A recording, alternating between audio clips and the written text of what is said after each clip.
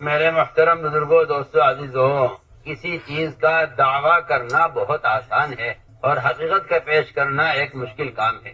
سمجھتے تھے اگر کوئی شخص پوری دنیا کو اپنی حکومت تصور کر لے تو ایک آدمی پر اس کا اختیار نہیں ہے، اور اگر کوئی شخص پوری دنیا کی زمین کو اپنے لیے زراعت تصور کر لے تو ایک دانہ اس کے ہاتھ میں نہیں ہے۔ اگر کوئی شخص پوری دنیا کی منڈیوں کو اپنے لیے تجارت تصور کر لے تو ایک پائی اس کے ہاتھ میں نہیں ہے۔ ایسے آپ حضرت کو سمجھاؤں، اس زمانے میں اور آپ اسی طرح ایمان کے دعوے کے ساتھ مطمئن ہو کر بیٹھے ہوئے۔ ایک چیز کی حقیقت ہوتی ہے، ایک اس کا وجود ہے، ایک اس کا تصور ہے۔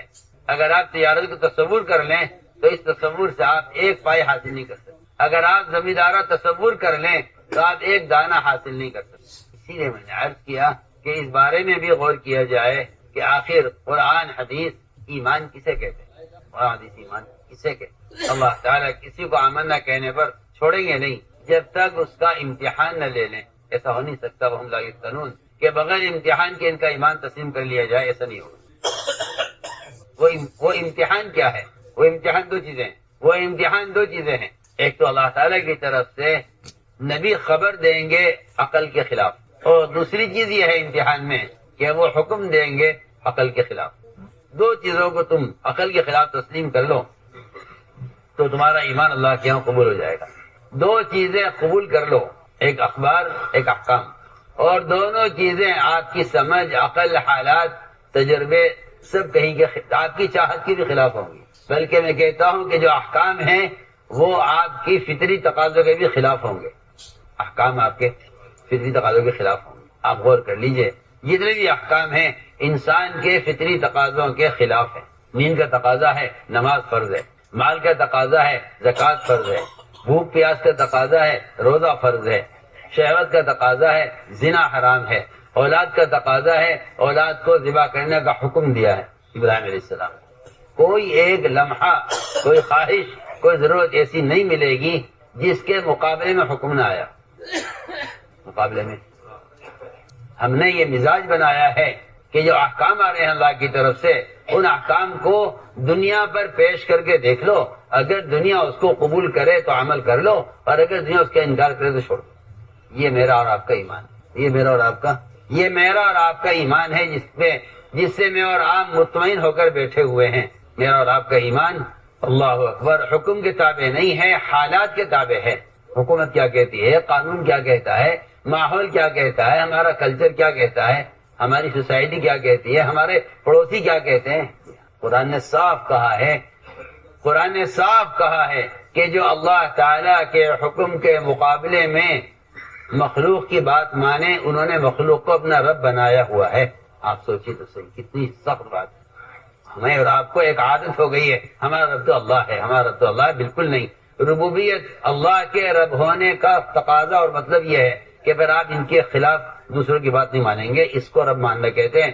اگر آپ اللہ کے مقابلے میں اللہ کے غیر کی بات مان رہے ہیں تو آپ نے اللہ کے غیر کو اپنا رب بنایا ہوا ہے۔ یہ میں قرآن کی آیت کا ترجمہ کر رہا ہوں، سیدھی بات۔ منافقین کا مزاج یہ تھا کہ دین پر چلو، مگر اتنے دین پر چلو جتنے دین سے دنیا والے راضی رہیں۔ میں آپ سے خدا کی قسم کھا کر کہتا ہوں بالکل اسی کا نام نفاق ہے، اور یہی میں نے رات میں پکڑا ہوا ہے اس زمانے میں کہ اتنا دین اختیار کرو جس سے دنیا والے تمہارے مقابلے پر نہ آئے، دنیا تم سے ناراض نہ ہو، اتنا دین اختیار کرو۔ اگر حالات اور ماحول کے اعتبار سے ایک مسلمان کا لباس بھی بدلتا ہے تو یہ بہروپیہ ہے، اور بہروپیہ منافق کو کہتے ہیں۔ سمجھ رہے یا نہیں؟ یہ تو بیچارے زمانے کے کچے مولوی ہیں جو جھوٹی تعویلیں کر کے سنت کے مقابلے پر کھڑے ہو گئے ہیں۔ مجھے تو اس کا افسوس اور غم ہے بہت زیادہ۔ میں تو آپ سے اب دل کی بات کہہ رہا ہوں، یہ زمانے کے کچے مولوی ہیں جو حالات قوانین کے اعتبار سے چلتے ہیں، سمجھتے ہیں کہ ہم امت کے ہاتھ پر رحم کر رہے ہیں، ہم کہنے آپ امت کو تباہ کر رہے ہیں۔ آپ نے نفاق کا لبادہ پہنا ہوا ہے اور آپ اپنی زبان سے علم کو بگاڑتے ہیں، لیکن آپ کے جسم سے اگر سنتیں ظاہر نہیں ہو رہی ہیں تو آپ سمجھ لیجئے کہ یہ نفاق کا ایک حصہ ہے۔ اگر مسلمان کے حلیے سے سنتیں ظاہر نہیں ہوتی تو نفاق کا ایک حصہ ہے۔ کیوں؟ منافقین کون تھے؟ منافقین وہ تھے جو یہاں ایک حلیے میں ہوتے تھے، وہاں ایک حلیے میں ہوتے تھے۔ وہ یہ کہتے تھے کہ ایسا درمیانہ راستہ اختیار کرو،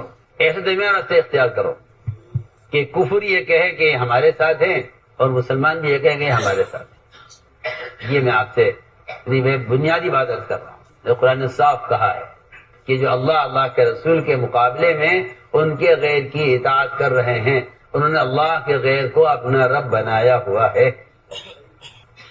سیدھی بات۔ عدی بن حاتم صاحب نے فرمایا تھا، اے عدی تم نے اللہ کے غیر کو رب بنایا ہوا تھا۔ عدی بن حاتم نے کہا ایسا تو کبھی نہیں ہوا کہ ہم نے آپ پر ایمان لانے سے پہلے اللہ کے غیر کو رب مانا ہو۔ فرمایا کہ نہیں عدی، یہ بتلاؤ جب تمہارے پوپ اور پادری اور تمہارے احبار رہبان حرام کو حلال کہتے تھے، حلال کو حرام کہتے تھے، تم ان کی بات مانتے تھے نہیں مانتے تھے؟ کہ جی ان کی بات مانا کرتے تھے۔ آپ نے صاف فرمایا تب تو تم نے اللہ کے غیر کو اپنا رب بنایا ہوا تھا۔ تم نے صاف بات، تم نے اللہ کے غیر کو رب بنایا ہوا تھا۔ اتخذوا احبارهم ورهبانهم اربابا من دون اللہ، اس کے لیے نہیں تھا کہ یہ بتوں کو سجدہ کرتے تھے، نہیں، بت پرستی نہیں۔ مسلمان اس زمانے میں صرف بت پرستی کو کہتا ہے کہ اللہ کے غیر میں اپنا رب بنایا ہے، ایسا نہیں ہے۔ صرف بت پرستی نہیں ہے، اللہ کے غیر کو رب بنانا صرف بت پرستی کو نہیں کہتے، اللہ کے غیر کو رب بنانا صرف نہیں کہتے۔ ہم سمجھتے تھے، تم یہ سمجھتے ہو سر کسی کے سامنے جھک جائے اور پیشانی اللہ کے غیر کے سامنے رکھ دی جائے، اس کو بت پرستی کہتے ہیں؟ حضرت نے فرمایا نہیں، ہرگز ایسا نہیں ہے، یہ تو بت پرستی کی انتہا ہے۔ ابتدا تو معاشرے سے ہوتی ہے کہ کیا کیسے سمجھاؤں آپ، اس کی ابتدا تو معاشرے سے ہوتی ہے، پکی بات۔ سب سے پہلے غیروں کے طریقے کی طرف مسلمان کا معاشرہ جھکے گا۔ جو آپ کے نزدیک کوئی چیز نہیں ہے اور آپ کہتے ہیں کہ حالات ایسے ہیں کہ اس بارے میں اگر سکوت اختیار کیا جائے تو بہتر ہے۔ آج کل کہاں وہ زمانہ رہ گیا ہے کہ ایک مسلمان اتباع سنت پر آوے، آپ اس کو چھوڑیے۔ اس وقت تو فرائض کے لالے پڑے ہوئے ہیں، فرائض کے لالے اس لیے پڑے ہوئے ہیں کہ سنتوں کو چھوڑ دیا گیا ہے۔ جو سنت سے محروم کیا جائے گا وہ فرائض سے محروم کیا جائے گا، جو فرائض سے محروم کیا جائے گا وہ ایمان سے محروم کیا جائے گا۔ یہ ترتیب ہے، یہ ترتیب ہے۔ میں نے ایک بات عرض کی ہے کہ سوال اس بات کا ہے کہ آپ کے قلب کا جھکاؤ کس طرف ہے۔ بدن کا جھکاؤ نہیں دیکھا جائے گا بت پرستی میں، یہ دیکھا جائے گا کہ آپ کے قلب کا میلان کس طرف ہے، آپ کے قلب کا جھکاؤ کس طرف ہے۔ ابراہیم علیہ السلام نے جو اعلان کیا ہے کہ میں رخ اپنا بنے ہوئے سے بنا ہوا ایک طرف پھیر لیا ہے، اس کا مطلب یہ تھا کہ ابراہیم علیہ السلام نے وہ تمام صفات جن کا اللہ نے حکم دیا ہے ان کو پورا کر کے دکھلایا ہے، ان کو پورا کر کے۔ تو میں عرض کر رہا ہوں کہ اس زمانے میں یہ غلط فہمی پیدا ہوئی ہے کہ ایمان میرے آپ کے ذہن میں ایک تصور بن کر رہ گیا۔ اس لیے فرمایا کہ اپنے ایمان کو پیش کرو قرآن پر، ایمان کو پیش کرو قرآن پر اور ایمان کو پیش کرو حدیث پر۔ اگر آپ ایمان پیش کرتے ہیں قرآن حدیث پر اور وہ اس کے مطابق ہے تو ایمان ہے، اور اگر نہیں ہے تو آپ ناقص ایمان پر اکتفا کیے بیٹھے ہوئے ہیں کہ ہاں ناقص ایمان کافی ہے۔ علماء نے لکھا ہے کہ جو آدمی یہ خیال کرتا ہو کہ یہ میرا ایمان ہے، وہ صحابہ کا ایمان تھا، یہ صوفیہ کا ایمان ہے، یہ افضال اور اقطاب کا ایمان ہے، یہ ایسا مسلمان ناقص ایمان پر راضی ہو گیا، اس کا ایمان ناقص ہے، اس کا ایمان ناقص ہے۔ یہ نہیں کہا جائے گا کہ آپ کے اعتبار سے آپ کا ایمان کافی ہے۔ جو بڑے افضال ہیں، بڑے صوفیہ ہیں، بڑے اولیاء اللہ گزرے ہیں، ان کا ایمان ان کے اعتبار سے مناسب ہے۔ صحابہ کا ایمان صحابہ کے اعتبار سے بالکل یہ جہالت ہے، حماقت ہے، یہ اس کو ایمان نہیں کہتے۔ جتنا ایمان جس کے پاس ہے اتنا لازم ہے، یہ حماقت اور جہالت ہے۔ سب کے لیے ایک حکم ہے، آمنوا کما آمن الناس، کہ ایمان لاؤ جیسا ایمان صحابہ لاؤ۔ اس لیے ایمان کا جو درجہ عقیدے میں ہے اور ایمان کا جو درجہ توحید میں ہے اور ایمان کا جو درجہ اللہ کے ساتھ شرک کرنے سے بچنے میں ہے، وہی درجہ ایمان کا ایک استنجا کرنے کی سنت میں ہے۔ سیدھی بات، وہ درجہ ایمان کا استنجا کرنے کی سنت میں ہے۔ اگر آپ کے نزدیک استنجا کرنے کی سنت میں ایمان کا وہ درجہ نہیں ہے تو آپ کا عقیدہ اور آپ کے اللہ کی توحید پر آپ کا یقین یہ بھی متاثر ہو کر رہے گا۔ ایک دن آئے گا کہ آپ کے نزدیک عقیدہ اور توحید کوئی چیز نہیں رہے گی۔ کیوں؟ اس لیے کہ آپ نے جن کا معاشرہ اختیار کیا ہے وہ اللہ کے انکار کرنے والے ہیں، ان کا معاشرہ آپ کو اللہ کے انکار تک پہنچائے گا۔ آپ سوچ لیجئے میں کیا کہہ رہا ہوں۔ آپ یہ مت سمجھیے کہ آپ فرائض پر باقی رہیں گے، ایسا نہیں ہو سکتا، ایسا نہیں ہو سکتا۔ جس کا معاشرہ بگڑے گا اس کی عبادات بگڑیں گی، جس کی عبادات بگڑیں گی اس کے عقائد بگڑیں گے، جس کے عقائد بگڑیں گے وہ مرتد ہوگا۔ یہ ترتیب ہے، سیدھی اس لیے ایمان کو جو بیان کیا گیا ہے حدیثوں میں وہ باعتبار کل کے بیان کیا گیا ہے، صرف باعتبار توحید کے اور عقیدے کے نہیں بیان کیا گیا۔ پڑھیے آپ حدیث جتنا آپ کو لا یؤمن ملے گا نا حدیثوں میں، وہ سارا کا سارا معاشرے سے، معاملات سے، اخلاق سے متعلق ملے گا۔ لا یؤمن، بلکہ ایک جگہ تو قسم کھا کے فرمایا آپ نے، خدا کی قسم وہ آدمی مومن نہیں ہو سکتا، وہ آدمی مومن نہیں ہو سکتا۔ آخر ایسا کون بدبخت ہے وہ جو مومن نہیں ہے؟ فرمایا جس کا پڑوسی اس سے مطمئن نہ ہو اور خائف ہو، یہ مومن نہیں ہے۔ آپ سوچیے، آپ نے ایک جہالت، ایک حماقت چلائی ہوئی اس زمانے میں، پڑھے لکھوں سے کہہ رہا ہوں، وہ جو کہتے ہیں کہ جہاں لا یؤمن ہے وہاں کمال ایمان کا انکار ہے۔ ایمان کا انکار نہیں ہے، مومن تو آپ ہیں، حالانکہ وہ کمال ایمان کا انکار نہیں ہے، وہ صرف آپ کو کافر نہیں کہا جائے گا فی الوقت، اس کو کہا ہے کہ کمال ایمان پر موقوف ہے حدیث ہے، صرف کفر کا انکار کی وجہ سے کہا ہے کہ اس سے کمال ایمان مراد ہے۔ اس کا مطلب یہ نہیں ہے کہ آپ کمال ایمان کے مکلف نہیں ہیں، یعنی آپ کمال ایمان کے مکلف ہیں، اس لیے کہ قرآن حدیث میں کامل ایمان کا حکم ہے، ناقص ایمان کا کہیں حکم نہیں، ناقص ایمان کا کہیں حکم نہیں۔ اور میں آپ سے اللہ کی قسم کھا کر کہہ سکتا ہوں، جو آدمی اتباع سنت پر نہیں ہے اپنی شکل لباس کے اعتبار سے، اللہ کی قسم اس کا ایمان ناقص ہے، اس کا ایمان۔ اگر کسی مسلمان کی شکل کسی غیر مسلم سے ملتی ہے تو اس کے ایمان میں یقیناً فرق ہے، اور یہ ایمان اللہ کے یہاں قبول نہیں ہے۔ سیدھی بات، اگر کسی مسلمان کی شکل یا اس کا لباس یا اس کا طریقہ یا اس کی شادی یا اس کی کوئی ایک ضرورت کسی غیر مسلم سے ملتی ہے تو اللہ کی قسم اس کے ایمان میں فرق ہے، اللہ کو یہ ایمان قبول نہیں ہے۔ یہ ایمان اللہ کہاں؟ پکی بات۔ ایسا شخص قبر میں صاف کہے گا فرشتے سے جواب میں کہ میں نہیں جانتا کہ محمد صلی اللہ علیہ وسلم کون ہے، کیا ہے، مجھے نہیں معلوم نہیں۔ پکی بات، اس لیے کہ آپ نے ایک نفاق کا راستہ بنایا ہے جس میں آپ چاہتے یہ ہیں کہ ایسا کوئی راستہ بن جائے درمیان کا ماڈرن اسلام کہ جس کو مسلمان بھی کہا جائے اور یہ بھی کہا جائے کہ ہاں سنت پر تو نہیں ہے لیکن ہے مسلمان، ہم اس کو نہیں مانتے۔ کیوں؟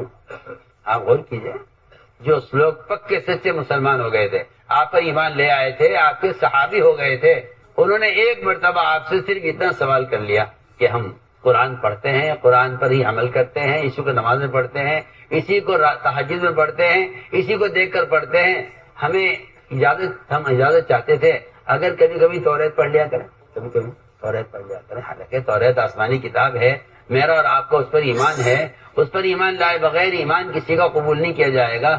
آمنت باللہ و ملائکتہ و کتبہ، کتابوں پر ایمان لانا فرض ہے قیامت تک ہر مسلمان کے ذمہ۔ انہوں نے صرف اجازت طلب کی کہ ہم توریت پڑھنا چاہتے ہیں، اگر آپ کی اجازت ہو۔ اتنا سوال کیا ان صحابہ نے جو آپ پر ایمان لا چکے تھے، پہلے یہودی تھے پھر اسلام میں آئے، تو اسلام نے اتنی بات برداشت نہیں کی کہ آپ توریت پڑھیں قرآن پڑھنے کے ساتھ ساتھ، بلکہ حکم ہی آیا آسمان سے ان کے لیے، ان 5 آدمیوں کے لیے، ادخلوا فی السلم کافہ، کہ اسلام میں پورے داخل ہو جائے۔ آپ تو یہودی بن کر بھی مسلمان ہیں، اور وہاں توریت جس پر ایمان لانا فرض ہے، صرف اس کی تلاوت کی اجازت پر قرآن یہ کہہ رہا ہے کہ اسلام میں پورے داخل ہو جائے، ایک پیر اسلام میں ایک پیر یہودیت میں، یہ نہیں چلے گا۔ آپ فیصلے کیجیے اسلام کیا کہہ رہا ہوں۔ یہ آیت نازل اسی وقت ہوئی، ادخلوا فی السلم کافہ، یہ نہیں کہ آپ دو نمازیں پڑھیں، 3 چھوڑ دیں، 3 پڑھیں 2 چھوڑ دیں، اس پر آیت نازل ہو جاؤ کہ اسلام میں پورے داخل ہو جاؤ، یا آپ شراب کو حلال کہہ دیں، یا آپ زکوٰۃ کا انکار کر دیں۔ نہیں، بالکل نہیں، یہ نہیں ہے۔ انہوں نے کسی فریضے کا انکار نہیں کیا، انہوں نے کسی عمل کا انکار نہیں کیا، انہوں نے صرف اتنی اجازت چاہی کہ ہم قرآن تو پڑھتے ہی ہیں، کبھی توریت پڑھ لیا کریں، آسمانی کتاب ہے، ہمارے نبی موسیٰ علیہ السلام پر نازل کی گئی ہے، ہم پہلے کیونکہ یہودی تھے موسیٰ علیہ السلام کو مانتے تھے، اب ہم اسلام میں آ گئے ہیں، اگر آپ اجازت دیں تو کیا ہم توریت پڑھ لیا کریں۔ اس پر تو قرآن نے ڈانٹ پلائی، ادخلوا فی السلم کافہ، اسلام پورے داخل ہو جاؤ۔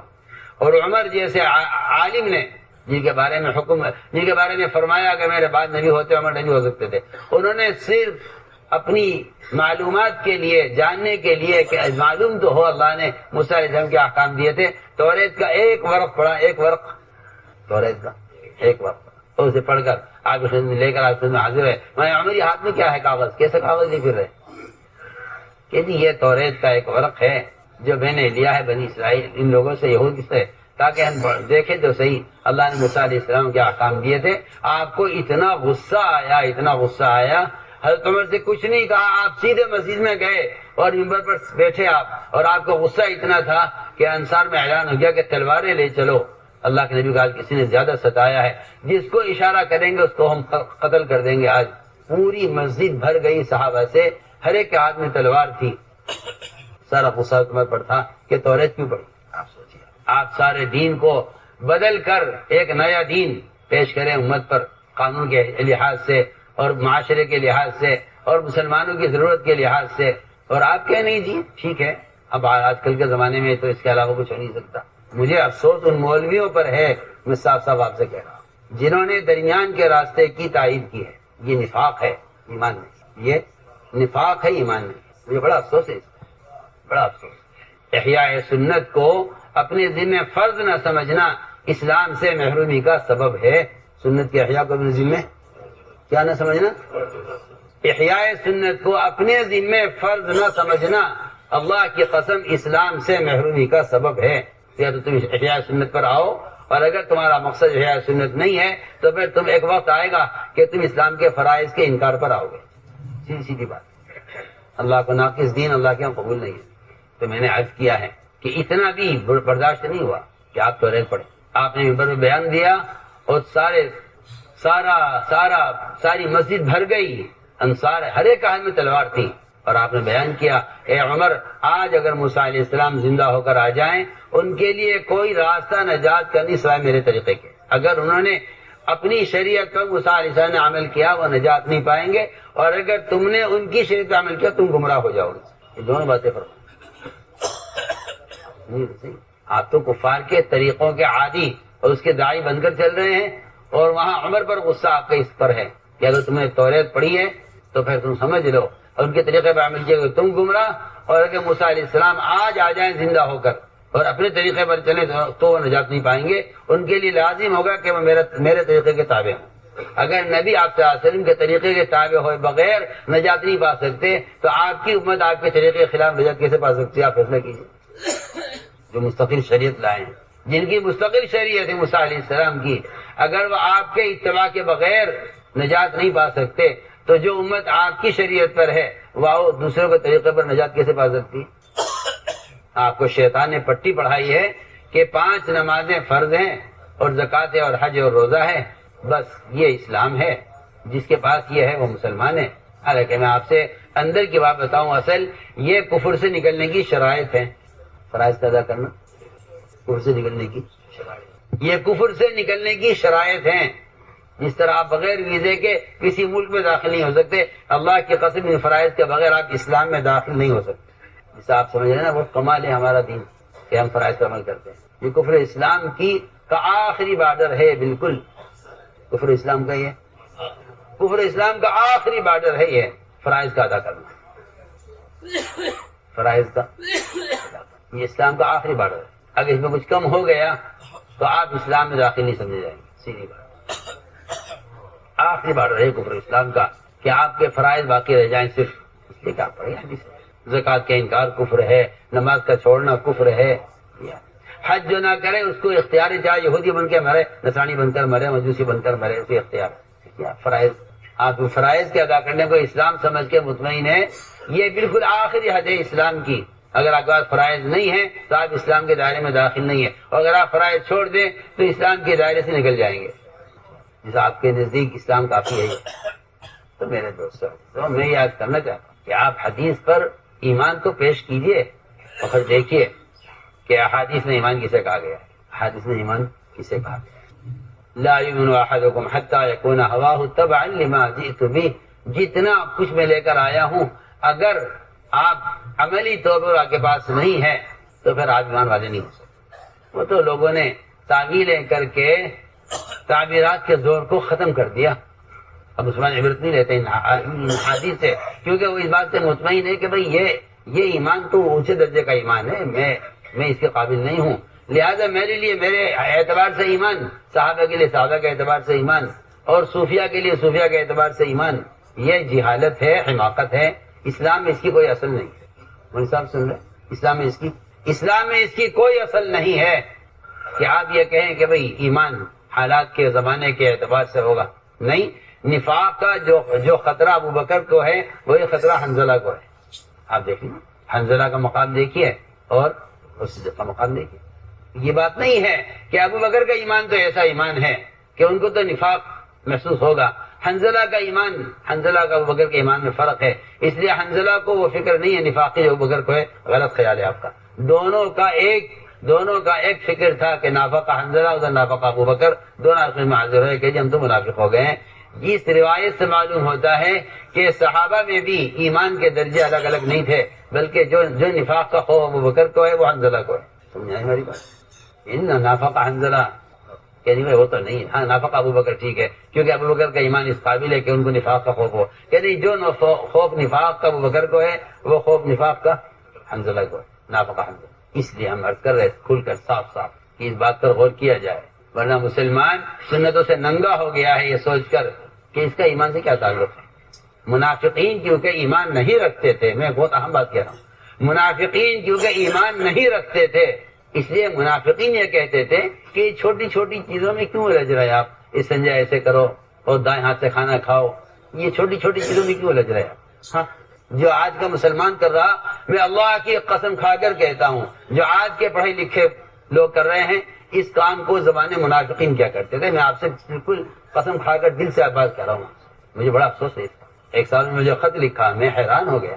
میں نے کہا جی آپ پینٹ شرٹ میں نماز کو، میں نے کہا تجھے شرم نہیں آئی؟ تم مولوی ہو کر تجھے اس بات پہ اشکال ہے؟ تجھے شرم نہیں آئی اس بات کو لکھتے ہوئے؟ تم اگر اپنے لباس میں یہودیوں کے نظام میں نہیں جا سکتے تو اللہ کے گھر میں ان کے لباس میں کیسے آ سکتے ہو؟ تم خود فیصلہ کرو. آج بڑے فتویٰ پوچھنے والے. وہ تو جب دل میں یہودیت سما جاتی ہے اور یہود و نصارہ کے طریقے دلوں میں پیوست ہو جاتے ہیں پھر ایسے لوگوں کو یہ باتیں کھلتی ہیں. کیونکہ جس چیز سے انسان کو محبت ہوگی اس کے خلاف سننا پسند نہیں کرے گا، چاہے وہ شرک ہو یا کفر ہو، یہودیت ہو، بدعت ہو، جو بھی کچھ ہوگا. وہ ایسا سمجھ دے جو آدمی بدعت سے محبت کرے گا وہ سنت کے مقابلے میں لڑے گا، وہ کیونکہ اس کو بدعت سے محبت ہے. اب لائیے آپ سنت کیا بات. مولانا الیاس صاحب والے کا یہ مقصد تھا کہ میں اس کام سے ایک ایسی قوم تیار کرنا چاہتا ہوں جن کو دیکھ کر لوگ کہیں کہ ہاں یہ سنت ہے، یہ اسلام ہے. یہ تھوڑی کہ آپ 5 وقت کی نماز ادا کر کے سمجھے کہ یہ اسلام ہے. ہمارے کام کا مقصد یہ ہے سنت تھا. تو میں نے عرض کیا کہ یہ منافقین کہتے تھے یہ چھوٹی چھوٹی چیزوں میں کیا. منافقین نے اعتراض کیا تھا. منافقین نے اعتراض کیا تھا کہ یہ تمہارے نبی اتنے بڑے بڑے کارنامے، کفار سے مقابلہ ہو رہا ہے، کفر اسلام کی جنگ ہو رہی ہے، یہ ان بڑے بڑے کارناموں کو دیکھے نا، یہ کیا چھوٹی چھوٹی چیزیں لے کے بیٹھے ہیں کہ سنجے اس طرح کرو اور کھانا دائیں ہاتھ سے کھاؤ. یہ کیا؟ علماء نے لکھا ہے کہ طہارت میں سنت کو ہلکا سمجھنے کی جو وجہ تھی منافقین کی وہ نماز کو ہلکا سمجھنا تھا. یہ اس کی وجہ لکھی کہ جو نماز کو ہلکا سمجھتے تھے وہ طہارت کی سنت کو اس لیے تھا کہ جن کے نزدیک طہارت کی اہمیت نہیں ہے ان کے نزدیک عبادت کی بھی اہمیت نہیں، کیونکہ عبادت کو کچھ نہیں سمجھتے وہ، اس لیے طہارت کو کچھ نہیں سمجھتے. سنیے دیکھیے آپ کی معمولی بات ہے. اس لیے ہم نے عرض کیا کہ کسی ایک سنت کو ہلکا سمجھنا یہ نفاق کا حصہ تھا کسی زمانے میں. سنت کو سمجھنا یہ نفاق تھا کسی زمانے میں. اور آج مجھے اللہ معاف فرمائے، میں دیکھتا ہوں ان کے پاس علم ہے، ان کی طرف علم عالم ہونے کی نسبت ہے ان کی طرف، مگر یہ یہود و نصارہ کے طریقے ان کے دلوں میں ایسے سما چکے ہیں کہ انہیں نظر آتا ہے کہ بھئی دیکھو تھوڑی سی سہولت کرو اسلام میں دیا. اسلام میں تنگی نہیں ہے، اسلام میں تنگی نہیں ہے. نہیں، اسلام اتنا مستغنی مذہب ہے کہ اگر آپ عادات میں غیروں کے طریقے پر ہیں تو اسلام کو آپ کی ضرورت نہیں ہے. اسلام کو آپ کی ضرورت نہیں. میں نے تو آپ کو بہت اچھی مثال دے دی ہے. اللہ کرے یاد رہ جائے کہ اگر توریت بھی آپ پڑھنا چاہتے ہیں تو آپ اسلام میں پورے داخل نہیں ہوئے. آسمانی کتاب ہے توریت، اور اللہ تعالیٰ منع کر رہا ہے کہ نہیں ہمیں آپ کے اسلام، یہ اسلام ہمیں نہیں چاہیے کہ ایک پیر ادھر ایک پیر ادھر. بتائیے 2 کشتی کے سوار کا انجام کیا ہوگا؟ آپ بتائیے. تو 2 کشتی چلائیے آپ سمندر میں، دونوں کسی نے ایک پیر رکھ لیجیے، آپ دیکھیے آپ کا انجام کیا ہوگا. سیدھی بات. منافقین کا بالکل معاملہ یہ تھا کہ وہ 2 کشتیوں کے سوار تھے، اس لیے تباہی، وہ ان کا انجام تباہی تھا کہ وہ 2 کشتی کے سوار تھے. وہ 2 کشتی کے سوار تھے، اس لیے ہمیشہ ان کا انجام خراب ہوا ہے. کیونکہ وہ یہ کہتے تھے کہ ایک درمیانہ راستہ نکالو. آج بھی مسلمان اس درمیانے راستے کو چاہتا ہے اور اس کا داعی بنا ہوا ہے، اور اس کا داعی بنا ہوا آج بھی یہ بات کہ مسلمان درمیانہ راستہ چاہتا ہے. اور اس کا خیال یہ ہے کہ یہ بھائی سنتیں اور یہ حلیہ اور یہ بھائی یہ تو بزرگوں کی علامت ہے، اور میں تو بزرگ نہیں ہوں. کہ نہیں، یہ مسلمان کی علامت ہے. یہ تو آپ مسلمان ہی، آپ غیر مسلم ہیں، اس کے علاوہ کوئی تیسرا مذہب تو کوئی ہے نہیں. سیدھی سیدھی بات رہا قانون کہ اللہ تعالیٰ کا نظام یہ ہے کہ وہ اسلام کے خلاف قوانین اس لیے نہیں لاتے نعوذ باللہ کہ مسلمان کوئی اور راستے اختیار کرے. وہ اسلام کے خلاف قوانین اس لیے لاتے ہیں کہ وہ اس میں مسلمان کی طلب اور کوشش کو دیکھنا چاہتے ہیں کہ مسلمان میں کیا طلب اور کوشش ہے. اس لیے میں صاف طور پر آپ سے کہتا ہوں کہ جو آدمی کسی قانون کی وجہ سے کسی سنت پر عمل کرنے پر مجبور ہے اور وہ دل سے غمگین ہے اور وہ اس کے لیے کوشش بھی کرتا ہے، تب تو اللہ کے ہاں مجرم نہیں ہو سکتا. اور اگر اس لیے کوشش نہیں کرتا تو اللہ کے ہاں مجرم ہے. اللہ کے ہاں مجرم ہے، یہ اللہ کے ہاں مجرم ہے. اگر کوئی قانون کسی ایک سنت کے خلاف آتا ہے، اگر کوئی ایک قانون کسی ایک سنت کے خلاف قانون آتا ہے اور مسلمان اس کے لیے کوشش نہیں کرتا تو یہ مسلمان اللہ کے یہاں مجرم ہوگا. سوال اس کا ہوگا کہ آپ نے کیا کوشش کی اس کے لیے، ہم اس کے لیے کیا کوشش، آپ نے کوشش کی ہے اور کر رہے ہیں مسلسل، تب تو آپ اللہ کے ہاں مجرم نہیں ہیں. اور آپ نے اس کے لیے کوشش نہیں کی اور یہ کہا قانون یہ ہے اس لیے ہم کچھ نہیں کر سکتے، تو اللہ تعالیٰ کے یہاں آپ مجرم ہیں. آپ سوچئے کہ آدمی سنت پر عمل نہ کر کے کسی مجبوری کی وجہ سے کب بچ سکتا ہے، اللہ کے یہاں بری کب ہو سکتا ہے.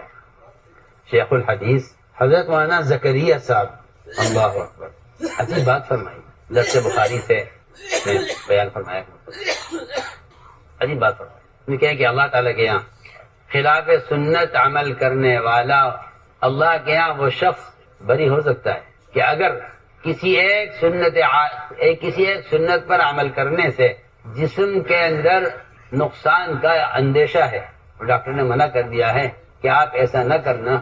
میں اس کی مثال پہلے عرض کرتا ہوں تاکہ آسان ہو جائے. بہت آسان مثال، گدھے کی سواری یا کار کی سواری. گدھے کی سواری یا کار کی سواری. پہلے تو اس کی بات سن لیجیے اور سمجھ لے کہ اگر گدھے کی سواری پر ذلت اور کار کی سواری میں عزت محسوس کرتا ہے تو اس کے ایمان میں فرق ہے. کار کی سواری سنت نہیں ہے، گدھے کی سواری سنت ہے اس کے ایمان میں. لیکن اگر گرمی یا دوسری وجوہات کی وجہ سے اسے گدھے کی سواری پر کسی جسمانی نقصان کا خطرہ ہے، سنت دھیان سے، اور اس نقصان سے بچنے کے لیے یہ کار کی سواری اختیار کرتا ہے، تو شیخ فرماتے ہیں کہ کار کی سواری اختیار کرنے والے کی کیفیت ایسی ہونی چاہیے، سنت دھیان، کار کی سواری اختیار کرنے والی کیفیت ایسی ہونی چاہیے کہ اگر کسی شوگر کے مریض کو ڈاکٹر یہ کہہ دیں کہ اگر آپ نے ایک دانہ بھی شوگر کا کھایا تو آپ ہلاک ہو جائیں گے، وہ پھیکا کھانا کھاتے ہوئے یا پھیکی چائے پیتے ہوئے اس کو ہر گھونٹ پر شکر کا خیال آتا ہے. جو کیفیت اس شوگر کے مریض کی ہے پھیکا کھاتے ہوئے شکر کو یاد کرنے کی، اگر اس آدمی کی کیفیت یہ ہے کہ وہ ہر قدم پر سنت کو یاد کر رہا ہے، کاش بھی اس پر عمل کرتا. فرماتے ہیں شیخ پھر تو ہو سکتا ہے کہ یہ اللہ کے یہاں مجرم ہونے سے بچ جائے. تو میری بات سمجھ آئی؟ پھر تو ہو سکتا ہے کہ اللہ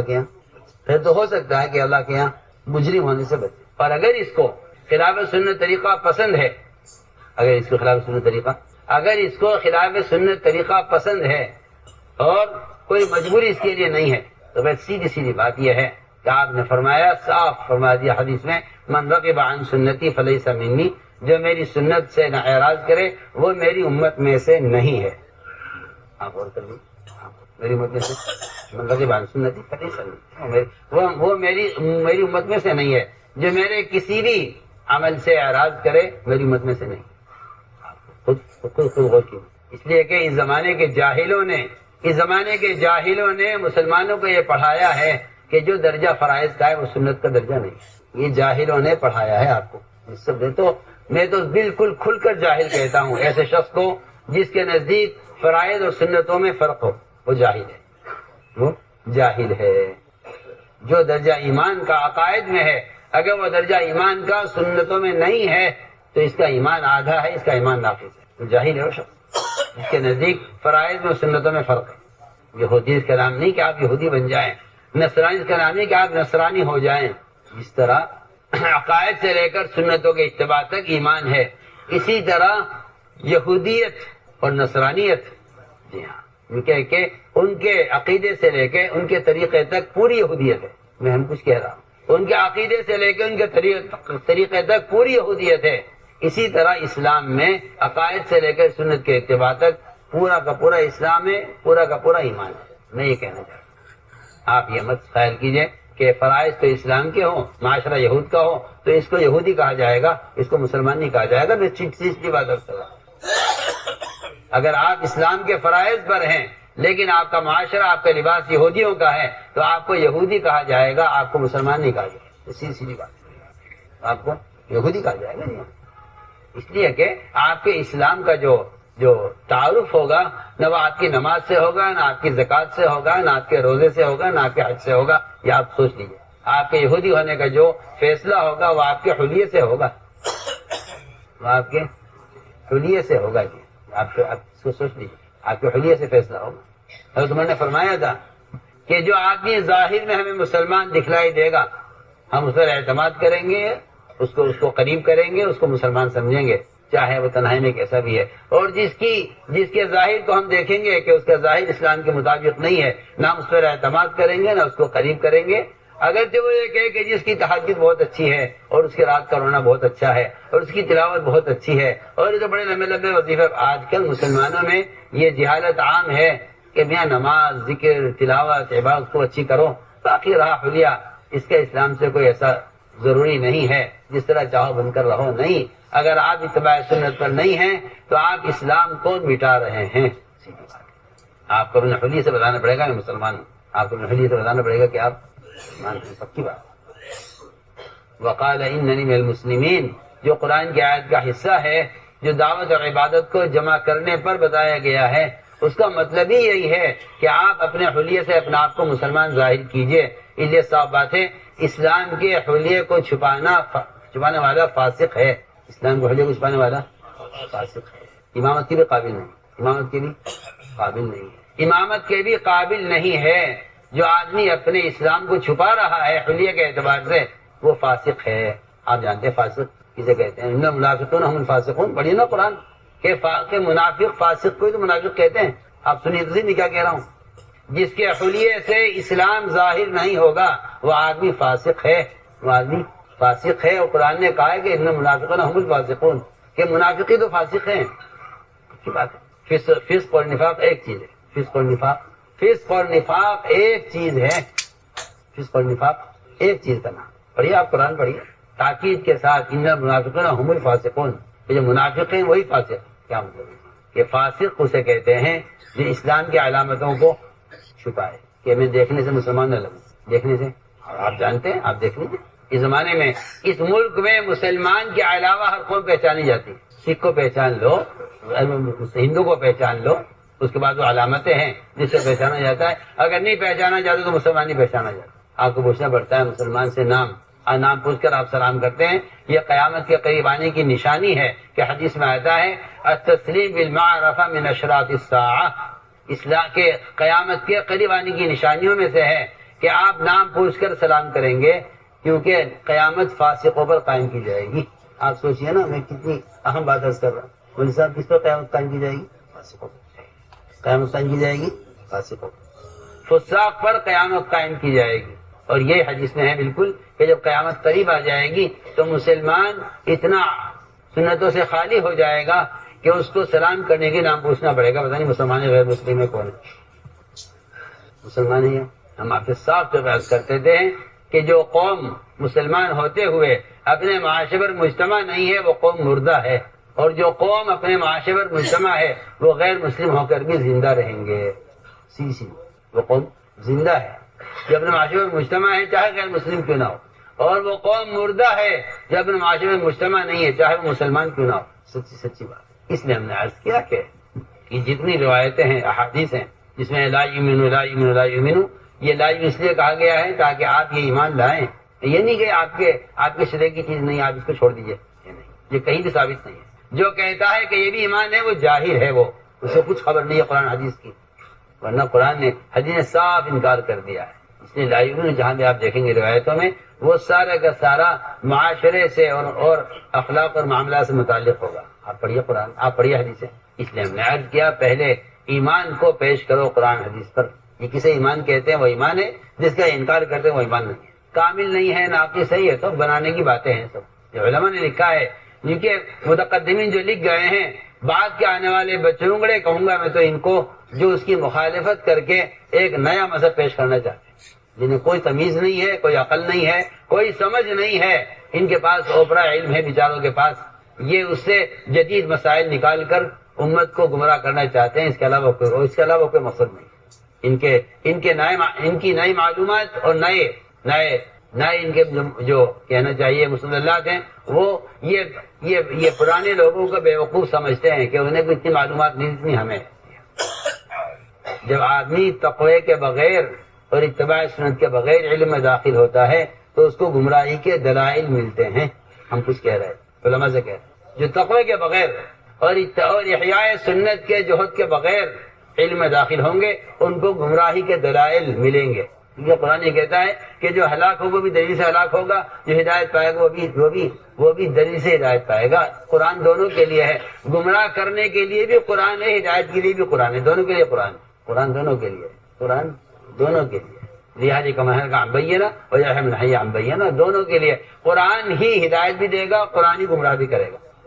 یضل بہ کثیرا و یہدی بہ کثیرا. اور گمراہ کون ہوں گے؟ کہ گمراہ قرآن کے ذریعے صرف فاسق لوگ ہوں گے. صرف فاسق لوگ گمراہ ہوں گے قرآن کے ذریعے.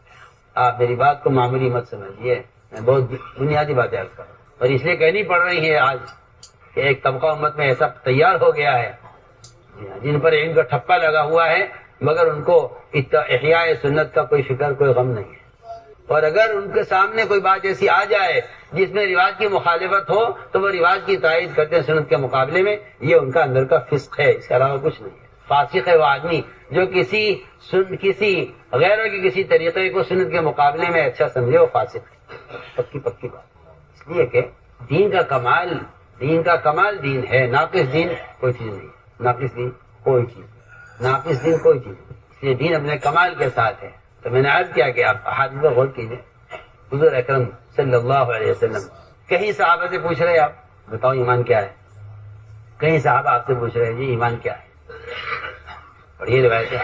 کہیں صحابہ آپ سے پوچھ رہے ایمان کیا ہے. وہ تو طلب علم کے لیے پوچھ رہے ہیں جی بتا چلے ایمان کیا ہے. اور کہیں آپ صحابہ سے پوچھ رہے ایمان کیا ہے. آپ پوچھ رہے بطور امتحان کے، وہ آپ سے سوال کر رہے بطور تعلیم کے. تو صحابی نے سوال کیا ایمان کسے کہتے ہیں؟ آپ نے فرمایا جب تجھے نیکی خوش کرے، گناہ غمگین کرے، جان لے کہ تم مومن. اذا سرت کا حسنۃ کا وساعت کا سیئۃ کا فانت مومن. جب تجھے نیکی خوش کرے، گناہ غمگین کرے، جان. اور گناہ کیا ہے؟ سنو سے گناہ کیا ہے؟ کیونکہ گناہ ہر اس چیز کو کہتے ہیں جو تیرے دل میں کھٹکے. کیا کھٹکے گا؟ تو آپ سے کہتا ہوں کہ اگر آپ سنتوں کے پابند ہیں تو آپ کو خلاف سنت طریقے کھٹکیں گے.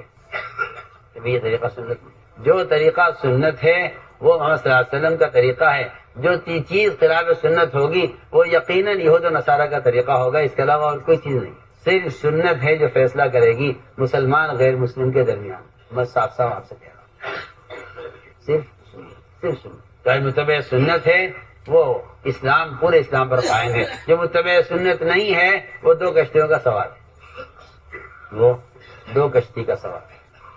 آپ یہ کہتے ہیں جی کیا کریں ہم، ایسے ماحول کیا چیز ہے. ایک صاحب مجھ سے کہنے لگے جی اصل میں ہم اسکول میں پڑھتے ہیں. میں نے کہا تمہارے اسکول میں سکھ نہیں پڑھتے؟ کہاں پڑھتے ہیں؟ میں نے کہا وہ کہیں جی وہ تم نوجی سے رہتے ہیں.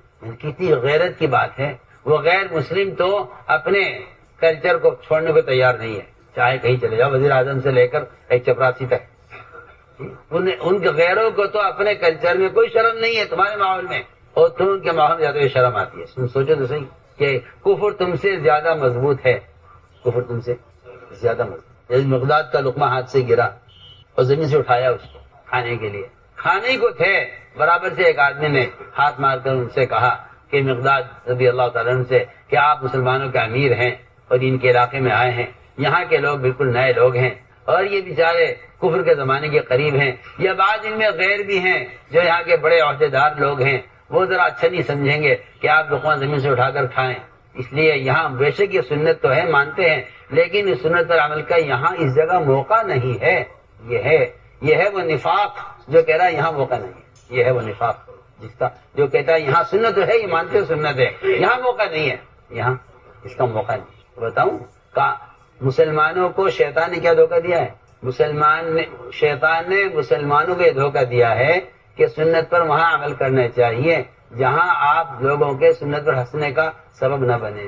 اگر آپ نے یہاں عمل کیا سنت پر تو لوگ آپ پر ہنسیں گے، لہذا آپ ذریعہ بنیں گے سنت پر ہنسنے کا تو آپ کو گناہ ملے گا۔ یہ شیطان نے ایسی پٹی پڑھائی ہے مسلمانوں کو اس زمانے کے کہ میں کہتا ہوں کہ اس سے بڑا کوئی جاہل نہیں ہے، اس سے بڑا کوئی پاگل نہیں جو کسی ماحول میں سنت کو اس لیے چھوڑ دے کہ لوگ اس پر ہنسیں گے اور میں ذریعہ بنوں گا سنت پر ہنسنے کا۔ میں تو حیران ہو گیا صاحب کی بات سے، میں تو بیان کر رہے تھے وہ صاحب میرے جا کے پکڑ دیا انہیں بیان کے بیچ میں، نہیں یہ کیا بات کر رہے ہیں یار، کیا بات ہے آج غلطی ہو گئی۔ میں نے کہا بہت بڑی غلطی، آپ تو سنت کو مٹانے بیٹھ گئے یہاں، آپ تو یہاں سنت کو مٹانے بیٹھ گئے یہ کہہ کر کہ سنت پر وہاں عمل کرنا چاہیے جہاں کوئی ہنسنے کا سبب نہ بنے۔